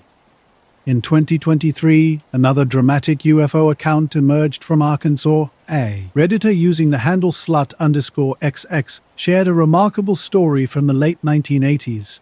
For clarity, we'll call them Loba. They were a child traveling with their mother when an extraordinary event unfolded. What began as a typical evening turned extraordinary. As their car moved along a rural road, Loba first noticed a strange glow in the distance. Initially, they thought it might be an aircraft or a reflection, but as moments passed, the glow transformed into a structured form, a massive cigar-shaped craft that appeared to be engulfed in flames. The craft was enormous, completely dominating the sky. Loba's mother also witnessed the incredible sight, confirming the experience wasn't a child's imagination. No, car slowed to a stop. The driver and passenger stared transfixed as a massive object glided across the night sky. This wasn't a typical aircraft. Flames rippled along its edges, almost as if energy itself was leaking out. The craft remained solid, a dark silhouette against the darkness. It looked like an enormous flaming cigar hovering just above the horizon. Complete silence surrounded them. No engine roar, no helicopter blades, no sound at all. The object moved with an unnerving smoothness, its trajectory deliberate and precise. Loba's mother gripped the steering wheel, her knuckles white. She muttered that she had no idea what they were witnessing, yet couldn't look away. For several minutes, they watched in a mix of awe and fear as the glowing craft made its slow passage across the horizon. When the object finally vanished, the car remained still. The road was empty. Something felt different, as if the ordinary world had momentarily been exposed, revealing something hidden. Years later, Loba would recount this experience on Reddit. Their mother always maintained, "I know what I saw. You were with me."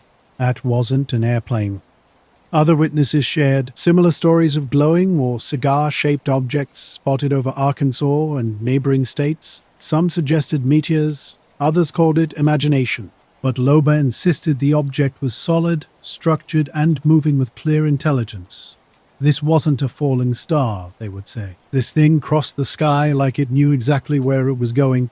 The encounter deeply affected Loba. As a child, they struggled to share the story, fearing ridicule. As an adult, they found comfort in discovering other witnesses describing nearly identical experiences. The consistency of these accounts was too significant to dismiss. Over the years, Loba attempted to rationalize the memory. Could it have been a military test craft? Arkansas in the late 1980s was near several military installations, yet no explanation fully satisfied their understanding of that night. One such account comes from Loba, whose childhood memory of a strange encounter has lingered for decades. What made this sighting unique was not just the description of an unusual craft, but the fact that Loba's mother corroborated the experience. The memory involved a silent, glowing object that defied explanation.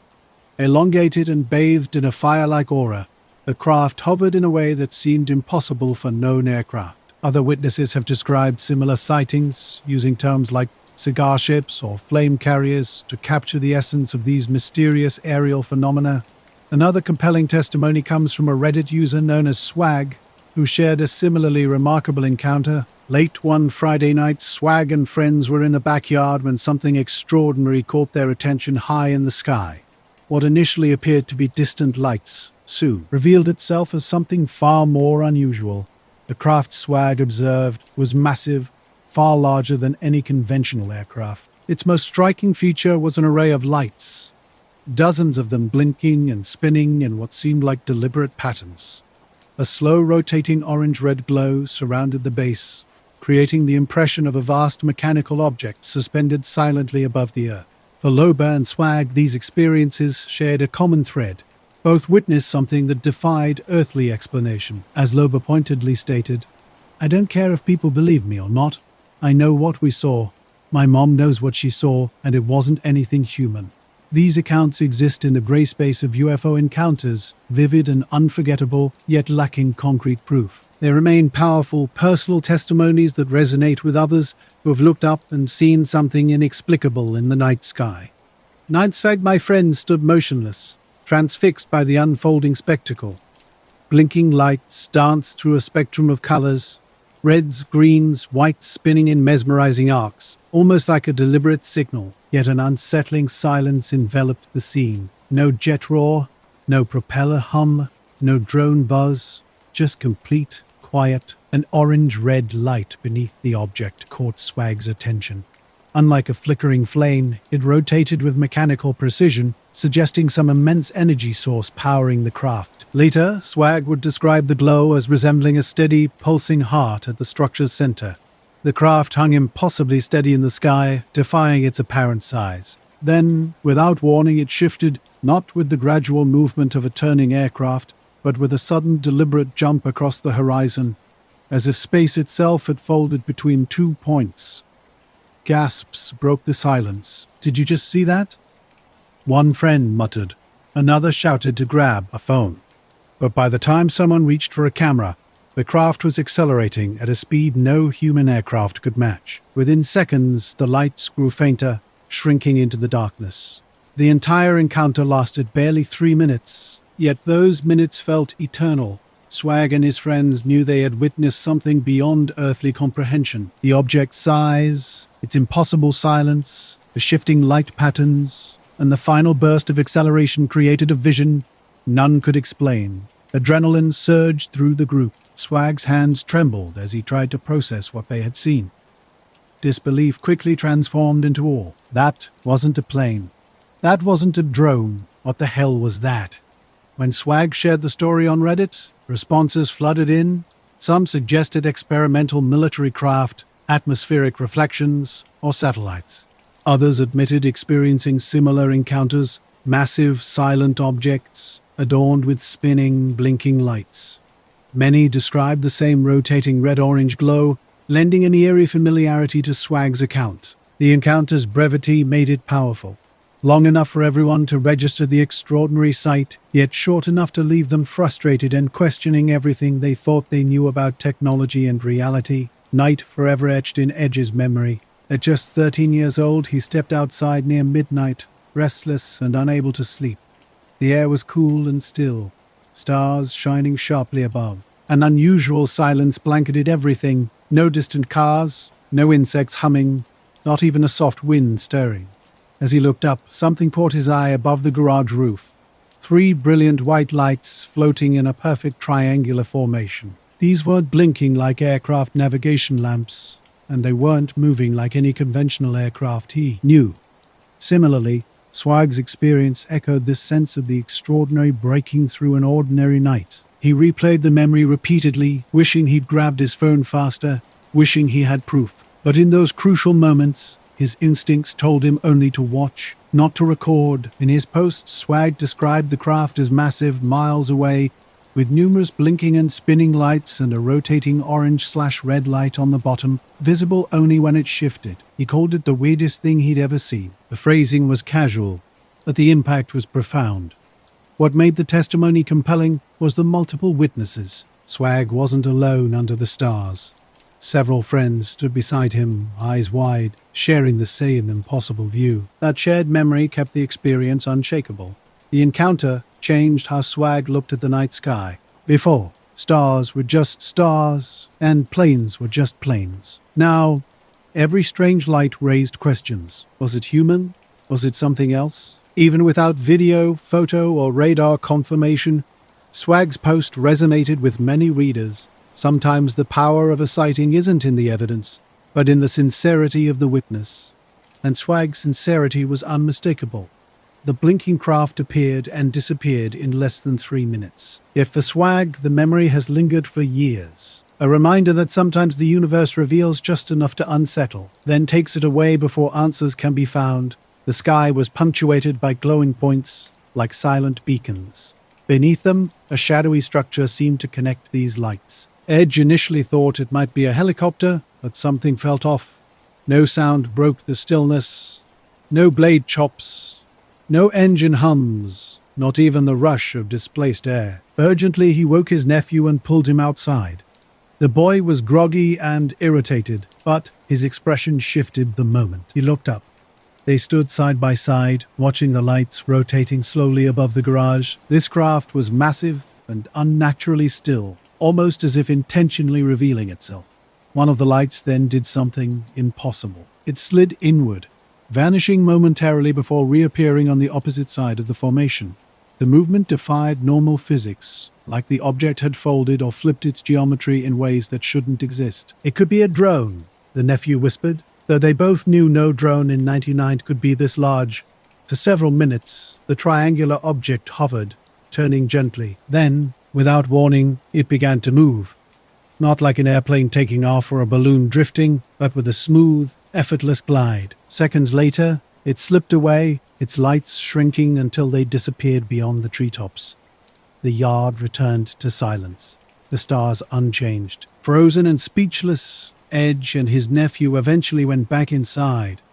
The weight of what they'd witnessed lingered heavily. In the days that followed, Edge obsessively sketched the triangle, determined not to lose a single detail of the memory. Years later, he used 3D modeling software to reconstruct the craft's shape and movements. He meticulously recreated the rotation and the moment when the light seemed to fold across the structure.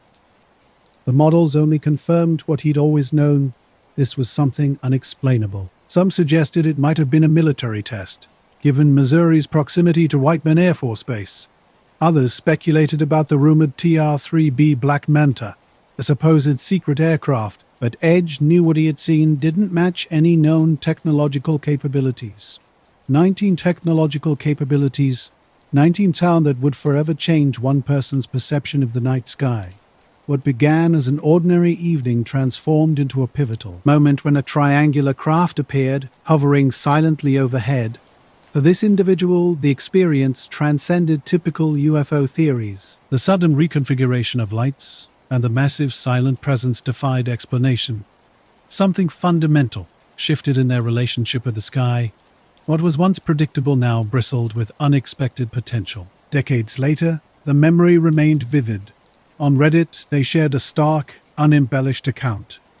3 white lights in a perfect triangle, rotating silently over the garage before vanishing. The words were simple, but behind them lay a profound disruption of a childhood understanding of reality.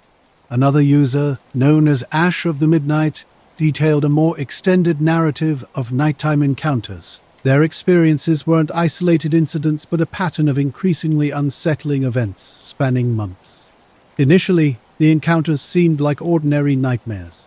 Dreams of being pulled from bed, bright lights filling the room, strange shadows moving overhead. But these weren't typical dreams. They carried an unsettling consistency. The same light, identical figures, a persistent sensation of being lifted against one's will. Physical evidence began to accumulate. Small bruises appeared on the forearm. Thin lines resembling burns marked the calf. Most striking were 3 circular impressions on the upper arm, precisely spaced like triangle tips. These marks defied logical explanation. No falls, furniture bumps, or accidental burns could account for them. They emerged after nights filled with those peculiar dreams, each occurrence more vivid than the last. One night stood out particularly. Ash awoke to a soft, heavy hum reverberating through the room, reminiscent of power line vibrations. Completely paralyzed, they could only observe as a soft glow gathered at the foot of the bed, marking another chapter in their ongoing, inexplicable experiences. Not. Ash struggled with recurring nighttime experiences that defied explanation. Sleep became a source of terror, with a predictable yet horrifying cycle repeating every few weeks, or even nights. Their memories always followed a similar pattern. A sudden paralysis, strange beings with elongated heads and dark, absorbing eyes, and sterile rooms with smooth, glowing walls. When they shared their story online, the response was startling. Countless strangers described identical experiences: glowing rooms, silent figures at the bedside, unexplained marks. Some nights were more intense than others, One particularly vivid winter episode involved being pulled through the ceiling into a vast chamber, hearing overlapping mental impressions and seeing a distant Earth through a star field. The encounters always began the same way. Ash would perceive a shape watching them, communicating without words. "You are coming with us." Instruments would hover near their skin, creating cold, metallic sensations against their temples. Minutes would pass on the clock, though the experience felt like hours. Waking brought physical evidence: blood on the pillow from a sudden nosebleed, something that had never happened before. Cameras were considered, but ultimately feared. Part of Ash hoped these experiences were psychological, a trick of the brain. Yet another part knew too much had occurred to dismiss these events. The consistency was both validating and terrifying. How could unrelated people describe the same silent beings, the same geometric scars? In their Reddit post, Ash wrote with quiet honesty, "I don't know what is happening to me, but it isn't just dreams." Browses and nosebleeds are something Ash knows all too well. They're familiar markers of experiences that repeat with haunting regularity. Some readers responded to Ash's account with encouragement to seek medical help, while others shared similar encounters or dismissed the claims entirely. Blub's testimony on r/paranormal encounters tells a different but equally chilling story. Their night started ordinarily enough, going to bed late, phone still glowing on the nightstand before falling into a restless sleep, but at some point they awoke abruptly, heart racing, initially thinking it was just another nightmare. Yet the reality was far more unsettling. As their eyes adjusted to the dim light, they realized they weren't alone. A small, slender figure stood at the foot of the bed, humanoid but unmistakably wrong. Its grey, smooth skin stretched over a frail body, topped by a head disproportionately large and crowned with two black, almond-shaped eyes that reflected the faint light like twin pools of ink. For Ash, this isn't just a single incident. It's a recurring cycle of fear and paralysis. The beings, the scars, the sleepless nights, they're all evidence of something beyond understanding. The truth, they know, doesn't depend on anyone else's belief. Blub found themselves completely immobilized. Attempts to scream or move were futile. Their throat locked tight, body paralyzed, with only their terrified eyes able to track the figure's movements. The room grew unnaturally quiet, as if time itself had slowed, creating a thick, heavy atmosphere. When the figure tilted its head, a small motion sent chills through Blub. It wasn't observing with human curiosity, but with a blank, unblinking analytical gaze. Something seemed to press against their mind, not a voice, but a presence. The most cruel aspect, both Ash and Blub would likely agree, is the knowledge that safety is an illusion. The night can never be trusted. These encounters can repeat without warning, leaving behind memories as vivid as the physical scars they create. The encounter began with a whisper, an impression that bypassed ears and language. Suddenly, a presence invaded their thoughts, placing an uninvited message in their mind. The being moved with unnatural precision, its thin limbs extending one arm toward Blub. Completely paralyzed, Blub's mind screamed to run, to fight, but their body remained frozen. In an instant, the figure vanished. No sound, no gradual fade, just absolute emptiness. Blub gasped and bolted upright, lungs burning, sweat pouring down their face. The room looked unchanged, the nightstand lamp, curtains, and electronic hum all exactly the same.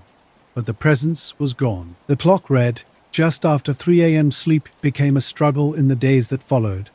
Every time Blub closed their eyes, they expected to find the grey silently waiting at the foot of their bed. They locked windows, kept lights burning through the night, but the sense of violation remained. Their once safe room now felt like a threshold to something unknown. When Blub shared the story on Reddit, responses flooded in. Some users sympathized, admitting similar encounters, waking paralyzed to find a grey figure nearby before it vanished without explanation. Others suggested sleep paralysis, but the consistent details gave the post unexpected weight. Too many people described the same elements: a blank, grey face, unblinking eyes, a telepathic thought intrusion. Blub wasn't sure what disturbed them more, the alien itself, or how closely it matched other people's experiences.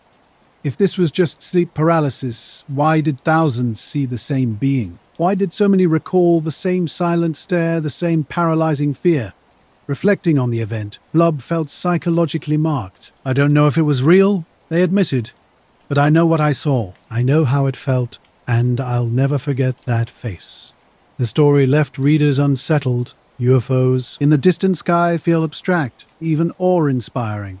But a grey figure at the foot of your bed strips away that distance, transforming an otherworldly encounter into something deeply personal and terrifying. Nighttime brought an unsettling encounter for Mara, transforming an ordinary evening into something deeply strange. She and her husband had settled into bed around 11 o'clock, the house quiet and still. But before dawn, something extraordinary happened. Suddenly awake, Mara found herself paralyzed, sensing an inexplicable pressure in the air. A low vibration ran through her body, as if the room itself were humming. Shadows in the corner seemed to shift, and the bedroom walls dissolved into light. She was no longer in her familiar space. Mara described finding herself in a chamber bathed in cold, clinical brightness. Metallic walls glowed without a visible light source. She lay on a table, unable to move, surrounded by indistinct tall and thin figures moving with deliberate purpose.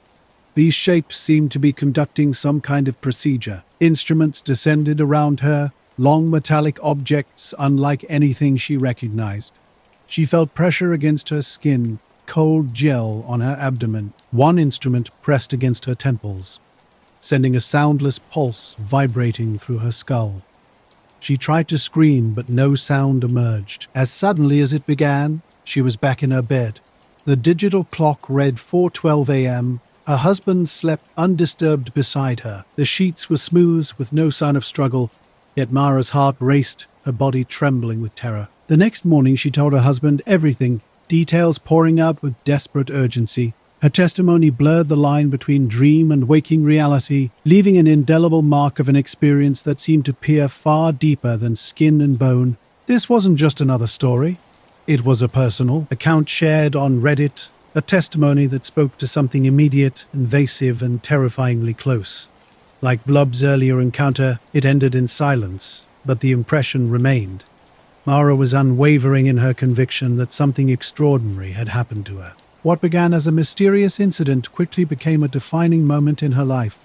Her husband wrestled with conflicting emotions, wanting to believe her while simultaneously doubting her account. The red mark on her arm became tangible evidence for her. She spoke frequently about fragments of memory, floating sensations, strange voices pressing into her mind, and the sterile smell of an unfamiliar chamber. Symptoms like new headaches and dizziness only reinforced her belief that something real had occurred. Feeling conflicted, her husband turned to Reddit for guidance. He worried about how their family and friends might perceive Mara, fearing they would consider her delusional or attention-seeking. The online community's responses were mixed. Some sympathized with her potential trauma, while others suggested medical evaluations to understand her experience. What emerged was striking. Mara wasn't someone prone to wild fantasies. Her husband described her as extremely detailed and consistent. She acknowledged how outlandish her story sounded, but remained resolute in her account of being taken, tested, and returned. Many Reddit users noted the similarities between her testimony and hundreds of other reported abduction experiences across decades. Some pointed out the potential psychological explanations like sleep disorders or stress-induced hallucinations. Yet Mara's unwavering narrative stood apart. For her, this wasn't just a bizarre night. It became a core part of her identity. She carried these invisible scars, knowing her experience was real regardless of others' beliefs. Her husband might have felt embarrassment, but Ma remained committed to her truth.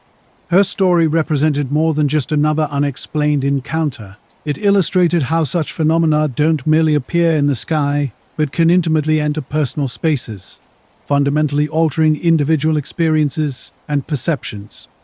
Not Todd Sees, a 40-year-old father from Northumberland County, Pennsylvania, vanished under mysterious circumstances that have long haunted UFO enthusiasts and local residents. On August 4, 2002, he set out on an ATV to scout deer hunting locations on Montour Ridge, telling his family he would return in about 2 hours.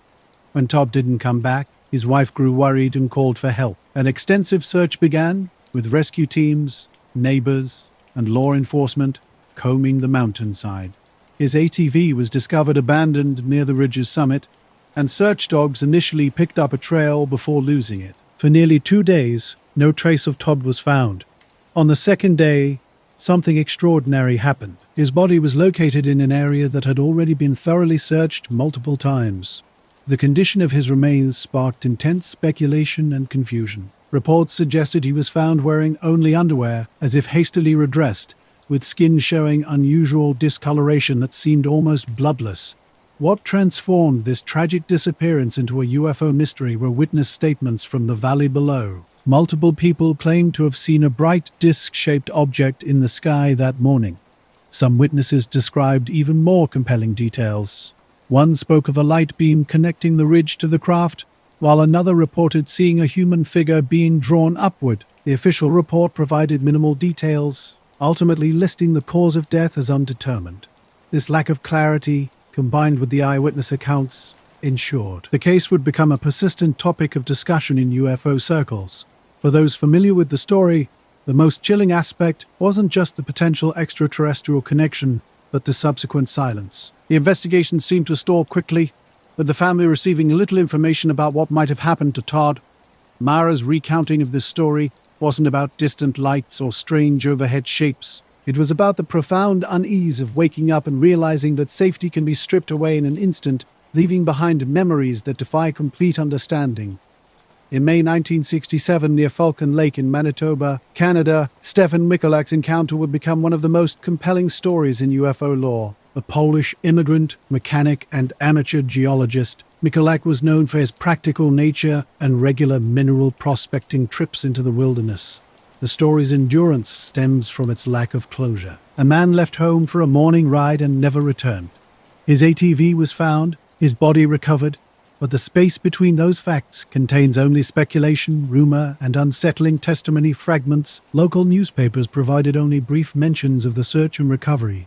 To this day, no official narrative has satisfied those still exploring the case. In online discussions, participants expressed shared unease about the incident's unusual nature. Unlike typical abduction accounts involving missing time, strange dreams, or physical marks, this case ended with an unexplained death. It unfolded publicly, drawing search parties, neighbors, and federal authorities into its mysterious narrative.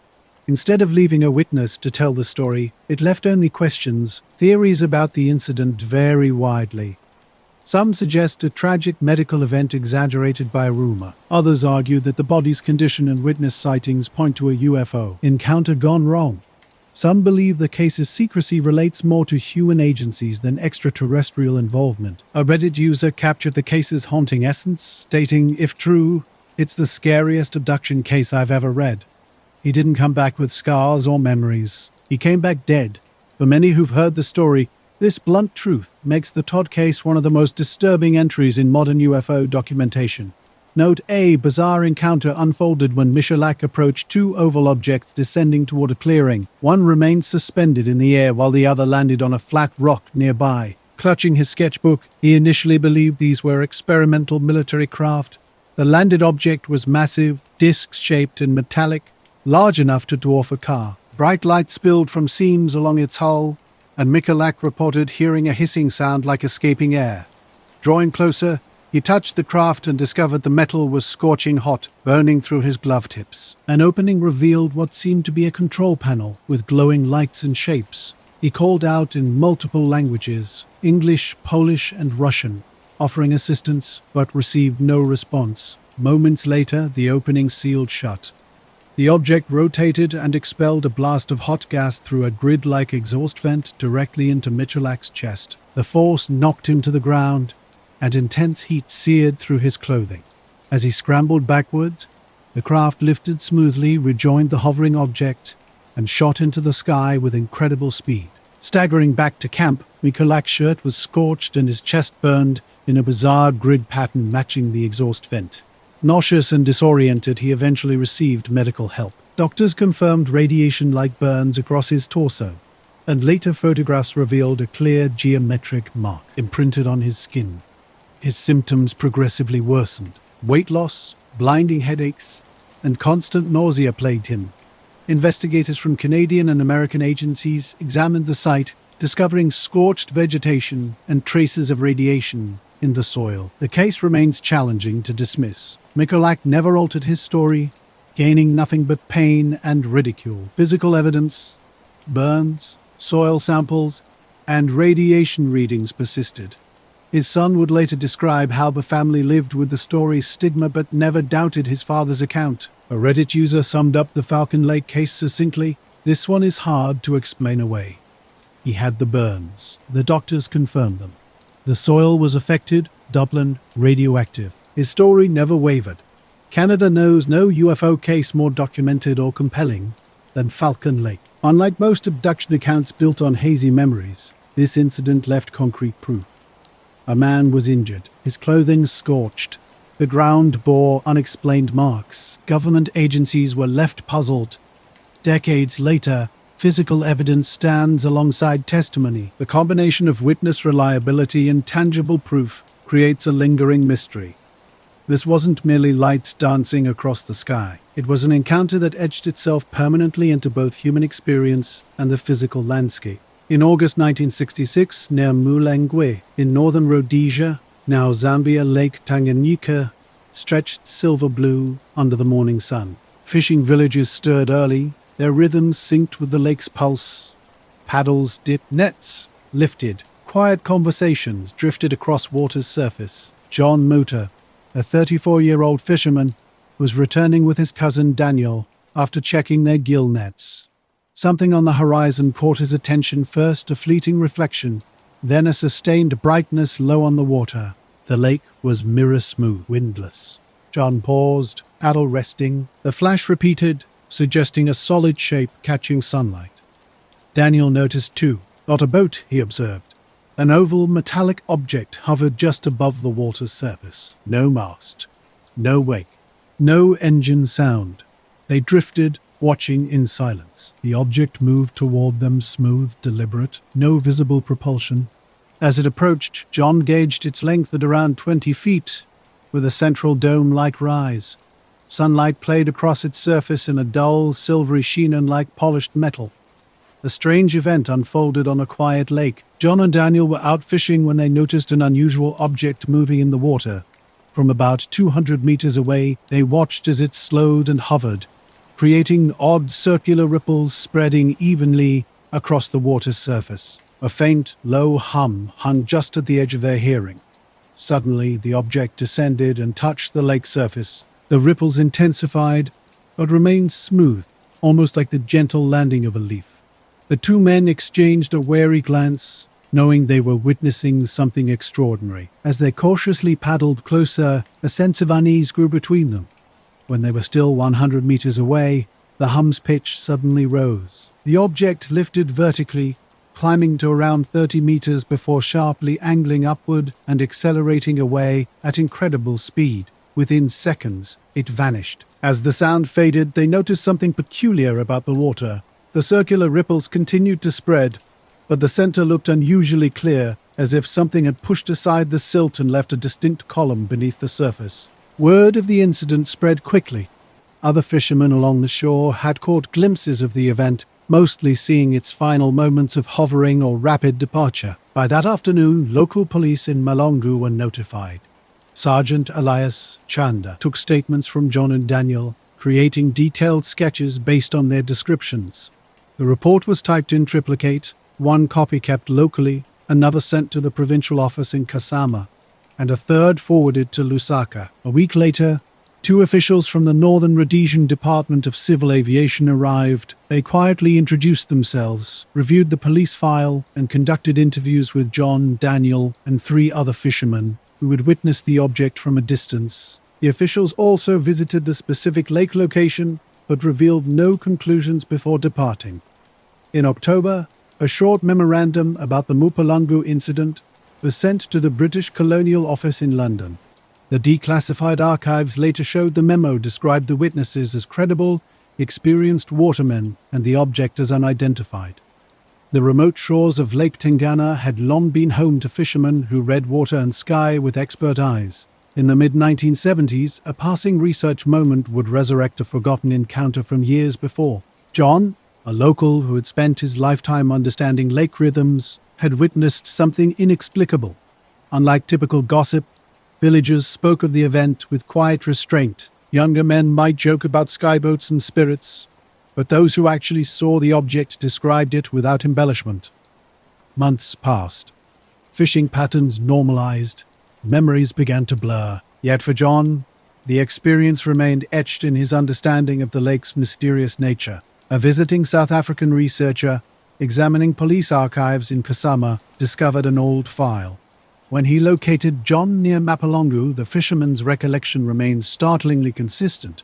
Every detail, the shape, movement, sound, and absence of visible propulsion matched his original statement. In 2005, digital archiving of British colonial office documents brought the incident back into focus. The original police sketches, slightly yellowed, depicted an oval craft with a distinctive dome. A marginal note from an anonymous clerk simply read, "No match. Leave unresolved."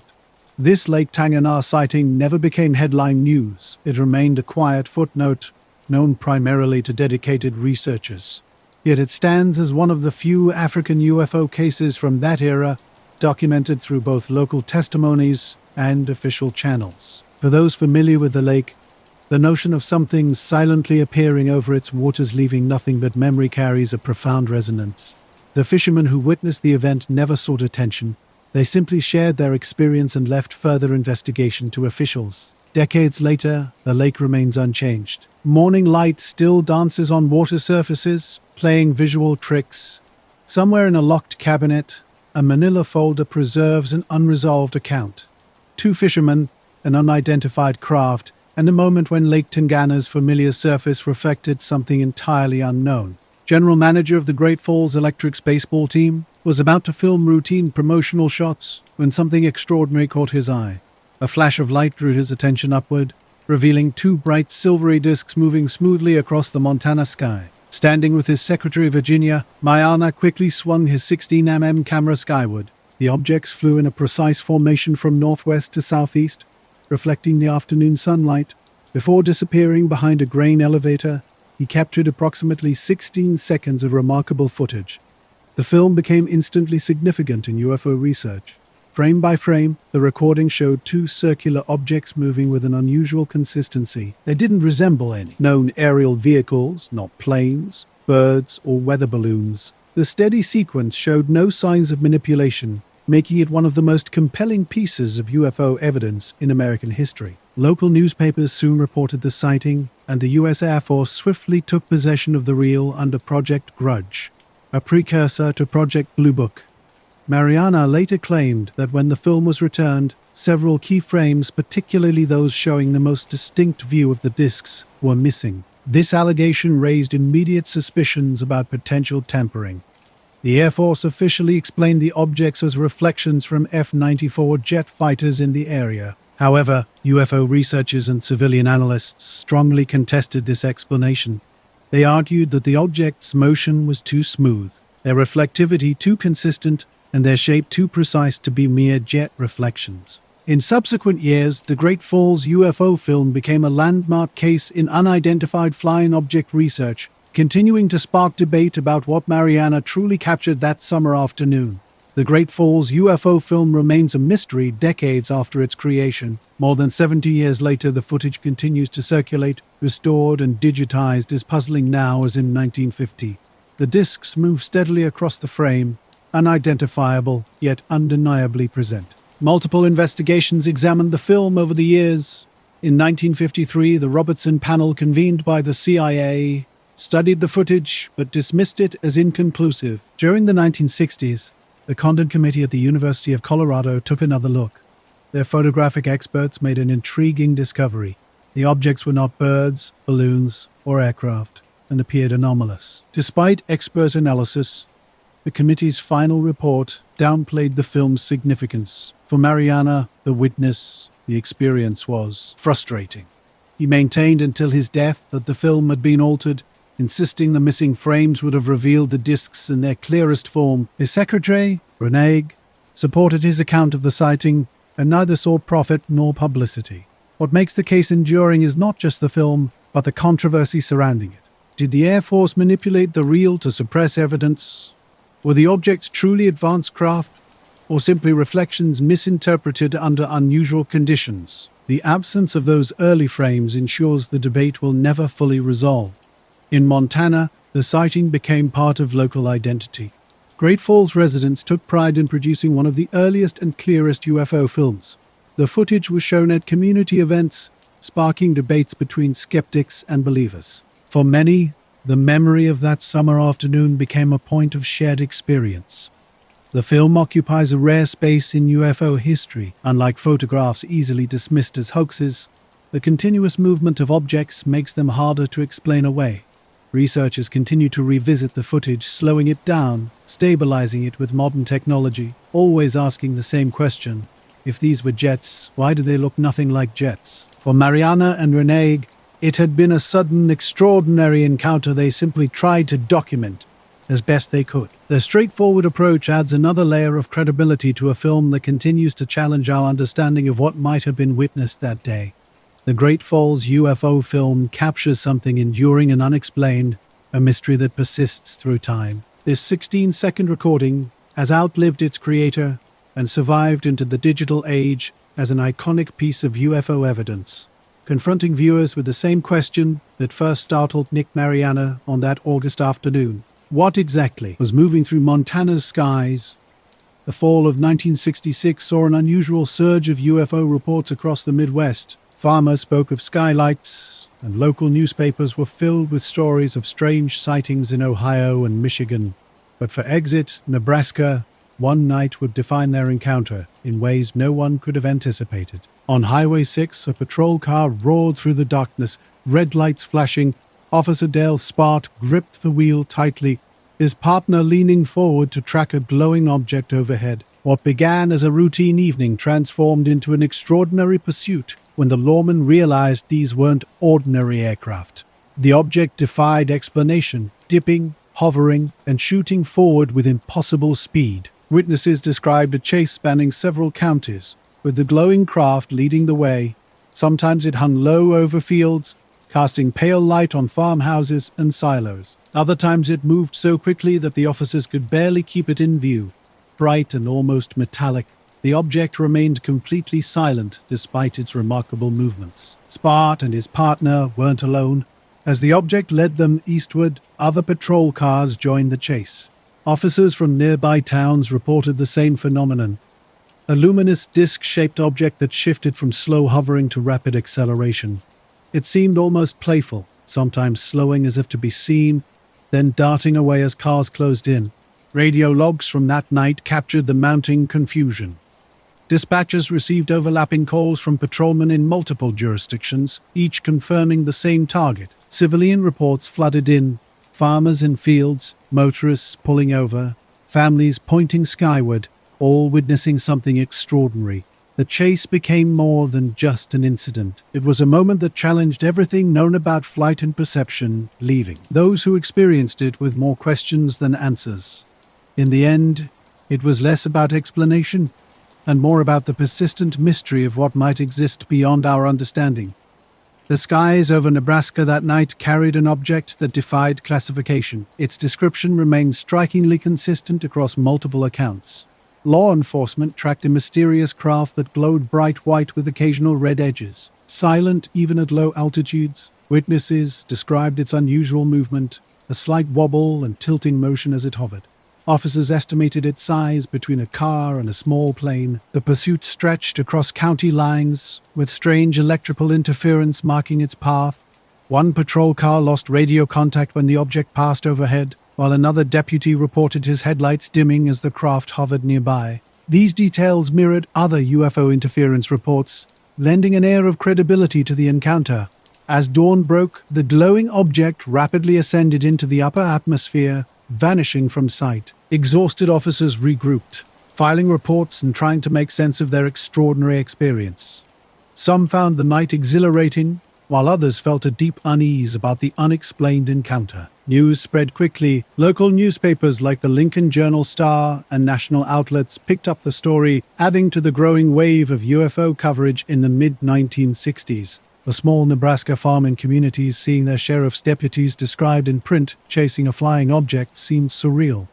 The U.S. Air Force's Project Blue Book investigated the incident, ultimately dismissing it as a misidentification of Venus combined with aircraft lights. However, the officers who pursued the object stood firm. They had tracked it closely for hours and witnessed behaviors no conventional aircraft could replicate. Researchers later noted the significance of 1966 in UFO history. The Michigan swamp gas controversy had already embarrassed officials that spring, and UFO reports across the Midwest surged during the summer and fall. This case, with its multiple police witnesses, became another notable entry in that turbulent period of unexplained aerial phenomena. Police chased an unidentified flying object across multiple counties, creating a narrative that stood out from typical UFO stories. Unlike other civilian accounts, this case was backed by substantial evidence: radio logs, written reports, and officers prepared to stand by their testimony. The credibility of witnesses made this pursuit particularly compelling. Spart and fellow deputies had no motivation to fabricate or embellish their story. Their accounts remained consistent, and their professional reputations were at stake. Multiple patrol cars from different jurisdictions confirming the same object gave the case unprecedented weight. For Exodor's residents, this chase became a defining moment. Families remembered standing outside in the cool night, watching mysterious lights streak overhead while police sirens echoed. Farmers spoke of livestock disturbed by an unusual glow. Years later, the story remained part of local lore, recounted in diners and community gatherings as the night police pursued a UFO. Despite extensive efforts, the chase never reached a conclusive resolution. The Air Force attempted to close the file with a standard planetary explanation, but researchers and witnesses remained convinced they had encountered something far more extraordinary. Those who experienced the event retained a vivid memory of a glowing craft leading police cruisers across dark, rural highways. The story's endurance stems from its unique blend of drama and mystery. This wasn't a brief skyward glimmer, but a prolonged event involving trained observers meticulously documenting their observations. In a landscape often cluttered with exaggerations and unsubstantiated rumors, the Exodor chase emerged as a case anchored in detailed testimony and shared experience. Today, the pursuit is remembered not for sensational headlines, but for what it revealed about ordinary people confronting an extraordinary phenomenon. Deputies from a small Nebraska town found themselves chasing the unknown across open highways, guided by instinct and professional duty. For a few hours, the sky above Exodor became a stage for an unsolved mystery, a powerful reminder that even the most routine patrol can transform into an encounter with the inexplicable. At Dublin's Dunce Observatory, the night sky typically represented precision. Astronomers and students carefully tracked planetary motions, catalogued faint stars, and verified telescope accuracy against celestial patterns. However, in the summer of 1955, their methodical work was dramatically interrupted when several staff members observed an object that defied all scientific expectations. The night sky above Dublin bore a celestial visitor that defied explanation. Brighter than Venus, and clearly not a star, the object first appeared to observers as a conventional aircraft reflecting light. However, telescopic examination revealed something far more intriguing. Trained astronomers documented an aerial phenomenon that challenged everything they knew about flight. Unlike typical aircraft, this disk showed no wings, tail, or navigation lights. Instead, it appeared circular, metallic, and self-illuminated, moving with a trajectory that seemed impossible by contemporary technological standards. The object's behavior stunned professional observers. Rather than following a predictable path like a satellite or airplane, the disk performed extraordinary maneuvers, sharp turns, rapid accelerations, and sudden decelerations that brought it nearly to a hover. Multiple witnesses confirmed the structured nature of the sighting, ruling out meteors or atmospheric anomalies. Telescope logs from that evening recorded a luminous, disc-shaped object moving against wind currents. The observers were not amateur stargazers, but seasoned professionals and students skilled in distinguishing celestial bodies from atmospheric distortions. Their testimony carried significant weight in the realm of unexplained aerial phenomena. Local newspapers reported the event cautiously, noting strange lights observed by observatory staff. The restrained coverage paradoxically heightened public interest. The fact that trained scientists had logged a UFO sighting lent unprecedented credibility to the report. International attention followed quickly. The British Ministry of Defence, which monitored aerial phenomena during the Cold War, requested detailed information. Although no formal military report was released, subsequent research uncovered correspondence acknowledging the sighting as truly unexplained. The Air Ministry could not attribute the object to known aircraft, balloons, or astronomical phenomena. Skeptics proposed various explanations, from early artificial satellites to atmospheric reflections, but these theories crumbled under scrutiny. In 1955, only experimental rockets had reached orbit and no satellites were visible to the naked eye until Sputnik's launch in 1957. One astronomer's stark assessment captured the incident's significance. What they had witnessed was neither astronomical nor conventional aviation. The Dunsin sighting quietly entered scientific records as a compelling mystery, challenging understanding of aerial capabilities and technological limitations. And education holds a unique place in UFO research.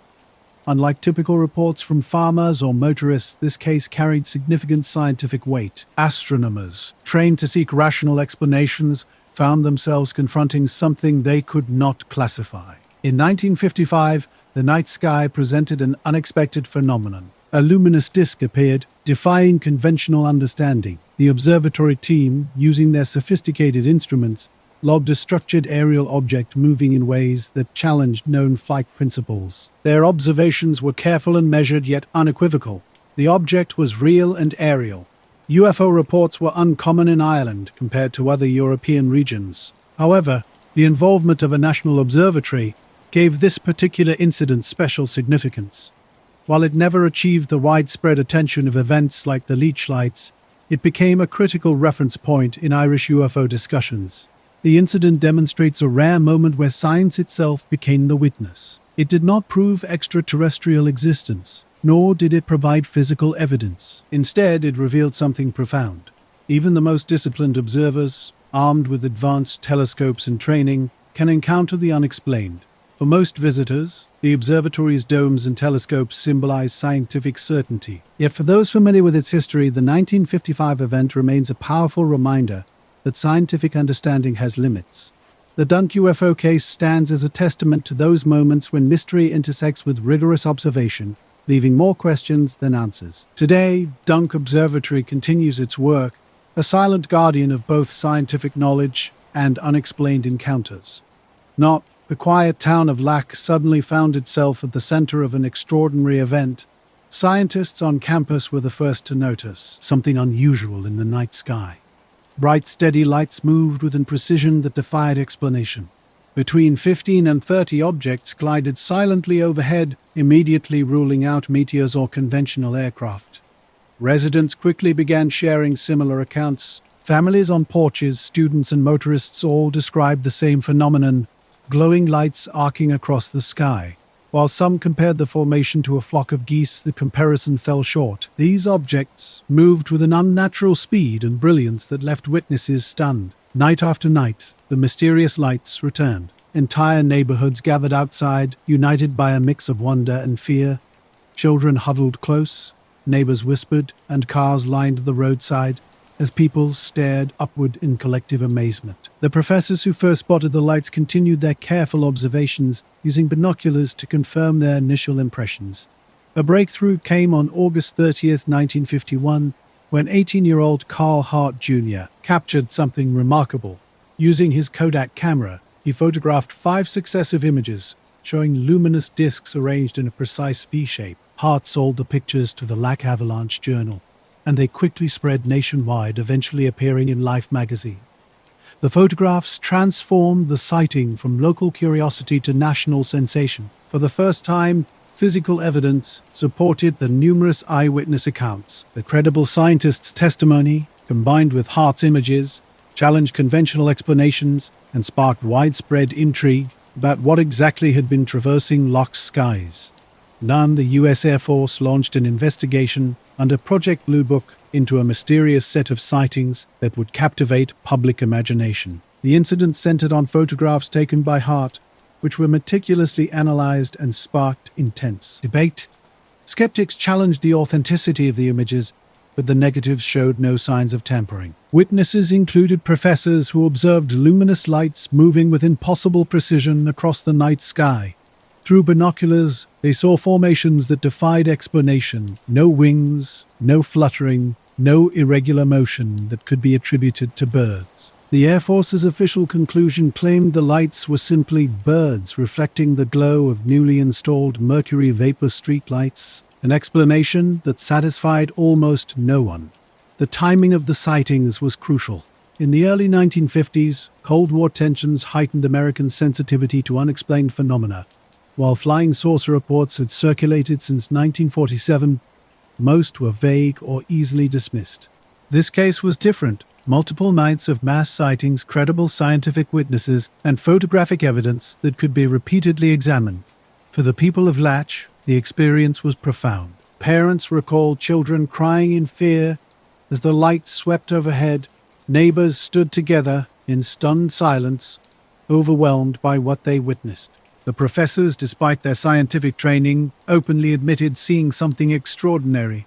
Hart's photographs, captured by chance and quick reflexes, preserved a moment that would become legendary. Independent analysts agreed that conventional explanations failed to account for the observed phenomena. Even within the Air Force, some privately acknowledged the case's puzzling nature. Decades passed, but the mystery endured. Skeptics continued to propose explanations from birds to atmospheric effects, yet none fully explained all the details. Believers pointed to the consistency of reports, the credibility of witnesses, and the enduring photographs as proof that the Latch lights were far from ordinary. Something extraordinary over Texas in 1951, and a teenager captured it on film. The Lubbock lights became a cornerstone of UFO history, suspended between skepticism and belief. These photographs carried weight not through revealing machinery or structure, but through their simplicity, glowing discs in formation that suggested something real was recorded, yet beyond explanation. The lights never returned in the same form, and life resumed its normal rhythms. Cotton harvests, college classes, and evenings under the wide West Texas sky. Those present in August 1951 never forgot. They remembered the brilliance of the lights, how silence fell over entire streets as the formations passed, and how their familiar sky suddenly seemed foreign. Were these unknown aircraft a misunderstood natural phenomenon, or something entirely beyond human understanding? No definitive answer has emerged. What endures is the certainty of those nights when the sky filled with strange formations, when silence and wonder gripped a community. The most ordinary places, a backyard, a college town, a quiet night sky, can suddenly reveal the extraordinary. For the people of Lubbock, these evenings will always stand apart. Their world seemed briefly touched by the unknown, a moment when something inexplicable transformed the mundane into the miraculous. The Lubbock lights may never be explained, but in their mystery lies their profound power. They remind us that extraordinary experiences can emerge from the most unexpected moments, challenging our understanding of what we know and believe about the world around us. Naughty United Nations relief convoy set out from Tindouf in early March 1999, destined to deliver supplies to remote Sahrawi refugee camps scattered across western Algeria. The team, consisting of 16 personnel including aid workers, drivers, 2 Algerian military escorts, and a technical officer managing satellite communication, departed their forward base late in the afternoon with a clear objective: reach the last checkpoint by nightfall. 5 well-equipped Toyota Land Cruisers rolled across the desert, GPS guidance and clear skies, promising a routine trip. But around 6:40 p.m., as the sun dipped below the jagged horizon, something changed. Static crackled over the radios, not unusual in desert regions, where magnetic disturbances and dry atmospheric pressure could cause interference. Yet this time, the disruption felt different. The satellite phone in the command vehicle went silent. Internal vehicle communications spotted GPS units recalibrated 3 times in just 5 minutes. Don Verhoeven, a Dutch logistics officer, later described an unsettling shift in the air, like a pressure change that made the hairs on your arm stand up, but not from cold. Something felt like it was watching through the windshield. Initially, someone spotted what looked like a low cloud, but this had sharp edges. The object descended without noise, without wind, without mechanical thrust, just a mass gliding in complete silence. Witnesses would later describe it as a black triangle, a solid shadow, or like a piece of night sky sliding sideways. She glanced in the rearview mirror, trying to spot the final vehicle in the trail, but dust obscured everything behind her. That's when she saw the shadow. It wasn't moving like a cloud or a helicopter. It was gliding slowly, deliberately across the sky, blocking out the deepening twilight with impossible precision. A perfect black triangle broader than the entire convoy passed overhead without a sound. The radio went dead. The trucks rolled to a stop. The desert held its breath. The object moved above the convoy at an estimated height of 300 meters. Its dimensions were harder to gauge. Verhoeven estimated the span at 100 meters. Others said more. Bashar exited her vehicle, followed by others. As the massive, silent shape continued its inexorable movement across the sky, the 5 trucks stood motionless in the desert, frozen as if something invisible held them in place. A triangular object drifted overhead, rotating slowly as it moved southeast. Its shadow perfectly matched its shape, moving in synchronized silence across the ground. The silence was absolute. No engine noise, no sonic boom, not even the usual hum of aircraft interrupted the moment. It felt like the world had paused, creating a deliberate stillness to witness this passage. Then the systems began to fail. Dashboard lights flickered and died. Radios went silent. Unit 5's engines sputtered and shut down completely. Its battery later found fully charged but unresponsive. A field medic described a strange sensation, a weight in the chest, not painful but pressurized. Like a vacuum had replaced the air with an unseen presence. Animals instinctively freeze when watched, and the convoy mirrored that reaction. Some crouched by tires, others stood beside vehicles. Their stillness wasn't fear, but something deeper, a profound sense of awe. As smoothly as it arrived, the object drifted away. It didn't accelerate or vanish, simply blending into the horizon until it disappeared. 10 minutes later, systems gradually returned. Dashboard lights blinked on, radios rebooted with static, GPS units recalibrated. Unit 5 restarted without intervention. Silence continued for another 20 minutes. At the checkpoint around 7:30 p.m., the Algerian liaison asked about their delay. Initially, no one responded. Finally, a driver offered a vague explanation. We stopped for a while. Reporting unexplained aerial encounters was complicated. Field guidelines were unclear, and formally documenting the incident could raise uncomfortable questions. Their primary mission remained humanitarian delivery. Within 2 days, team members independently documented the experience. Dr. Socio Bouchard wrote a detailed journal entry later found among her personal effects. Verhoeven created a PDF field log that circulated informally among aid workers. Even when Diaz contributed his account, Nighted Many Aid Recorder captured an audio memo titled Desert March 99, documenting an encounter that shared a common thread across multiple testimonies.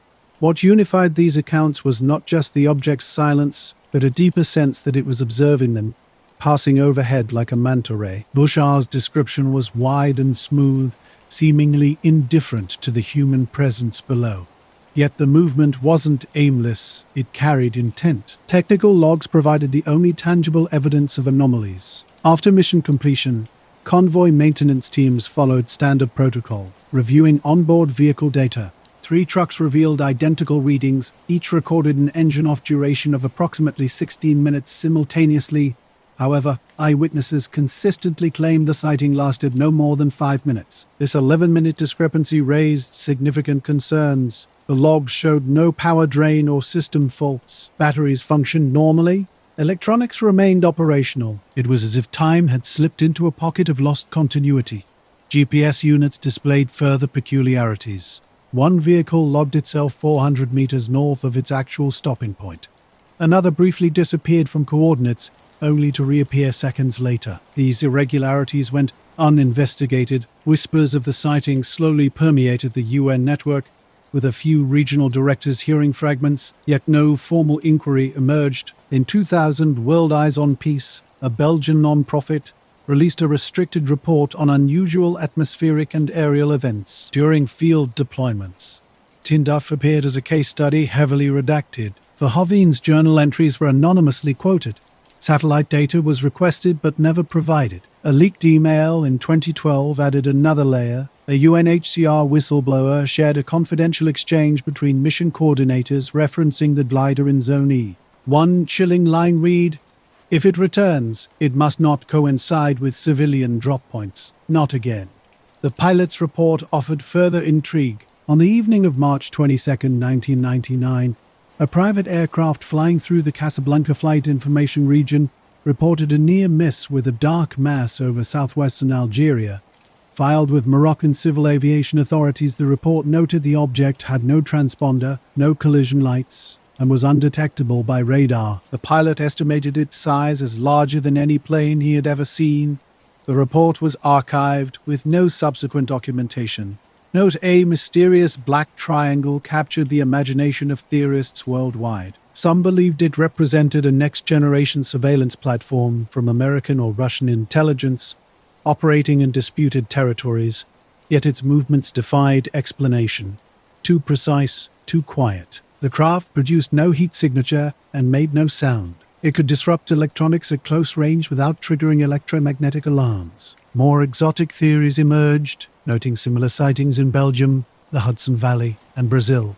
But none of those previous encounters involved such clear electromagnetic interference or such deliberate, slow movement. A UN convoy's encounter raised deeper questions. Why would such a craft hover above humanitarian non-combatants? Bouchard was particularly disturbed. They weren't a threat. They weren't even important. Still, the triangle flew overhead with an unsettling confidence, as if it knew exactly its location and purpose. The Tindouf desert glider remains unresolved. No government has claimed ownership or knowledge. No official files, yet the witnesses remain. Their experiences survive in quiet conversations, scattered journal pages, and forgotten backup drives. A black triangle, silent, vast, watching, then vanishing without trace. On December 29, 1980, near Hoffman, Texas, an extraordinary event unfolded. Betty Cash was driving with her friend Vicky Landrum and Vicky's 7-year-old grandson Colby. They were returning home after dinner, traveling along FM 1405 through dense East Texas pine woods. The road was narrow, empty, surrounded by darkness. Suddenly, the sky illuminated. Ahead of them, a massive diamond-shaped object hovered low. Metallic and rough-edged, it pulsed with orange-red light. Flames and intense heat burst from its base. This encounter would become one of the most enduring mysteries in UFO history. These weren't thrill-seekers or conspiracy theorists. They were ordinary people on a quiet winter night, about to experience something that would challenge everything they understood about their world. Here's the rewritten text. The road ahead was completely blocked. Betty stopped the car, realizing forward movement was impossible. An unidentified object dominated the landscape, emitting an intense heat that forced them back. The scene was eerily silent, except for the deep whooshing roar of fire below. Vicky initially thought this might be a religious vision or even the end of the world. She and Colby stepped outside briefly, but the overwhelming heat quickly drove them back into the vehicle. Betty burned her hand on the metal door handle as the object suddenly began to lift into the air. Moments later, helicopters appeared over the trees. At least 23 aircraft surrounded the mysterious object. Many were unmistakably U.S. Army CH-47 Chinooks, with smaller one Hueys also present.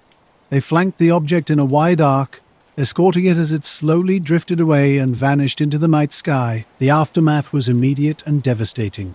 Within hours of their encounter, all three travelers began feeling ill. Betty suffered the most severe symptoms. That night, she developed a pounding headache, nausea, and vomiting. By morning, her face and scalp were swollen, red, and blistered. Her hair started falling out in clumps. Vicky experienced burns and eye damage, while Colby developed a rash, sunburn-like irritation, and vomiting. Betty was admitted to Parkway General Hospital in Houston and placed in isolation. Doctors were baffled, struggling to diagnose her condition. Her symptoms closely resembled radiation poisoning, characterized by vomiting, skin lesions, blood cell count abnormalities, and a suppressed immune system. Hospital records documented her deteriorating health in real time. Vicky and Colby's symptoms were less severe, likely due to less direct exposure. The long-term effects were significant. Vicky continued to suffer from chronic eye problems and skin sensitivity for years. Colby's physical symptoms gradually subsided, but emotional scars remained well into adulthood. Seeking answers, the women contacted multiple authorities. They reached out to local police, military bases, and wrote to their congressmen. Bergstrom Air Force Base, Fort Hood, and Ellington Field were all contacted, with the women asking if helicopters had been dispatched in the area that night. Non Schuessler, an aerospace engineer at McDonnell Douglas and founding member of MUF, launched a comprehensive investigation into the Cash Landrum UFO incident in early 1981. His research was methodical and thorough. He interviewed the witnesses multiple times, visited the incident site, and carefully reviewed Betty's medical records and injury photographs. Schuessler was struck by the remarkable consistency in the testimonies of all three witnesses, even when they were interviewed separately. Critically, he discovered that these witnesses were not UFO enthusiasts. They had no prior interest in the subject, no history of making sensational claims, and stood to lose significant credibility by going public. Yet they persisted in sharing their account. The legal battle began in 1982 when Betty and Vicky filed a lawsuit against the U.S. government seeking $20 million in damages for health issues they believed stemmed from the encounter. Their attorney, Peter Gersten, argued that the government had either deployed or failed to control a dangerous vehicle. However, the legal effort quickly stalled during discovery. Sworn affidavits from Army and Air Force representatives categorically denied the presence of helicopters or military aircraft in the region. No government agency would take responsibility for the object or the escorting helicopters. Consequently, the lawsuit was dismissed in 1986. Despite the legal setback, the case remained prominent in UFO research circles and captured public imagination through television specials like Unsolved Mysteries, Strange But True, and Sightings. Betty Cash's blistered skin and hospital records became powerful visual evidence for documentaries exploring UFO encounters with tangible physical consequences. As interest grew, various alternative theories emerged. Some researchers speculated the craft was an experimental U.S. military vehicle, possibly testing a nuclear-powered propulsion system. The presence of military helicopters seemed to support this theory, suggesting an operation of significant importance. Other researchers linked the sighting to project moon dust and Cold War-era retrieval missions for foreign or anomalous space hardware.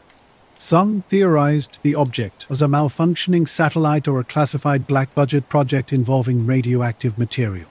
Predictably, skeptics challenged these interpretations, maintaining a critical stance toward the extraordinary claims. Contacted authorities denied any aircraft were operating in the vicinity, leaving the incident shrouded in mystery.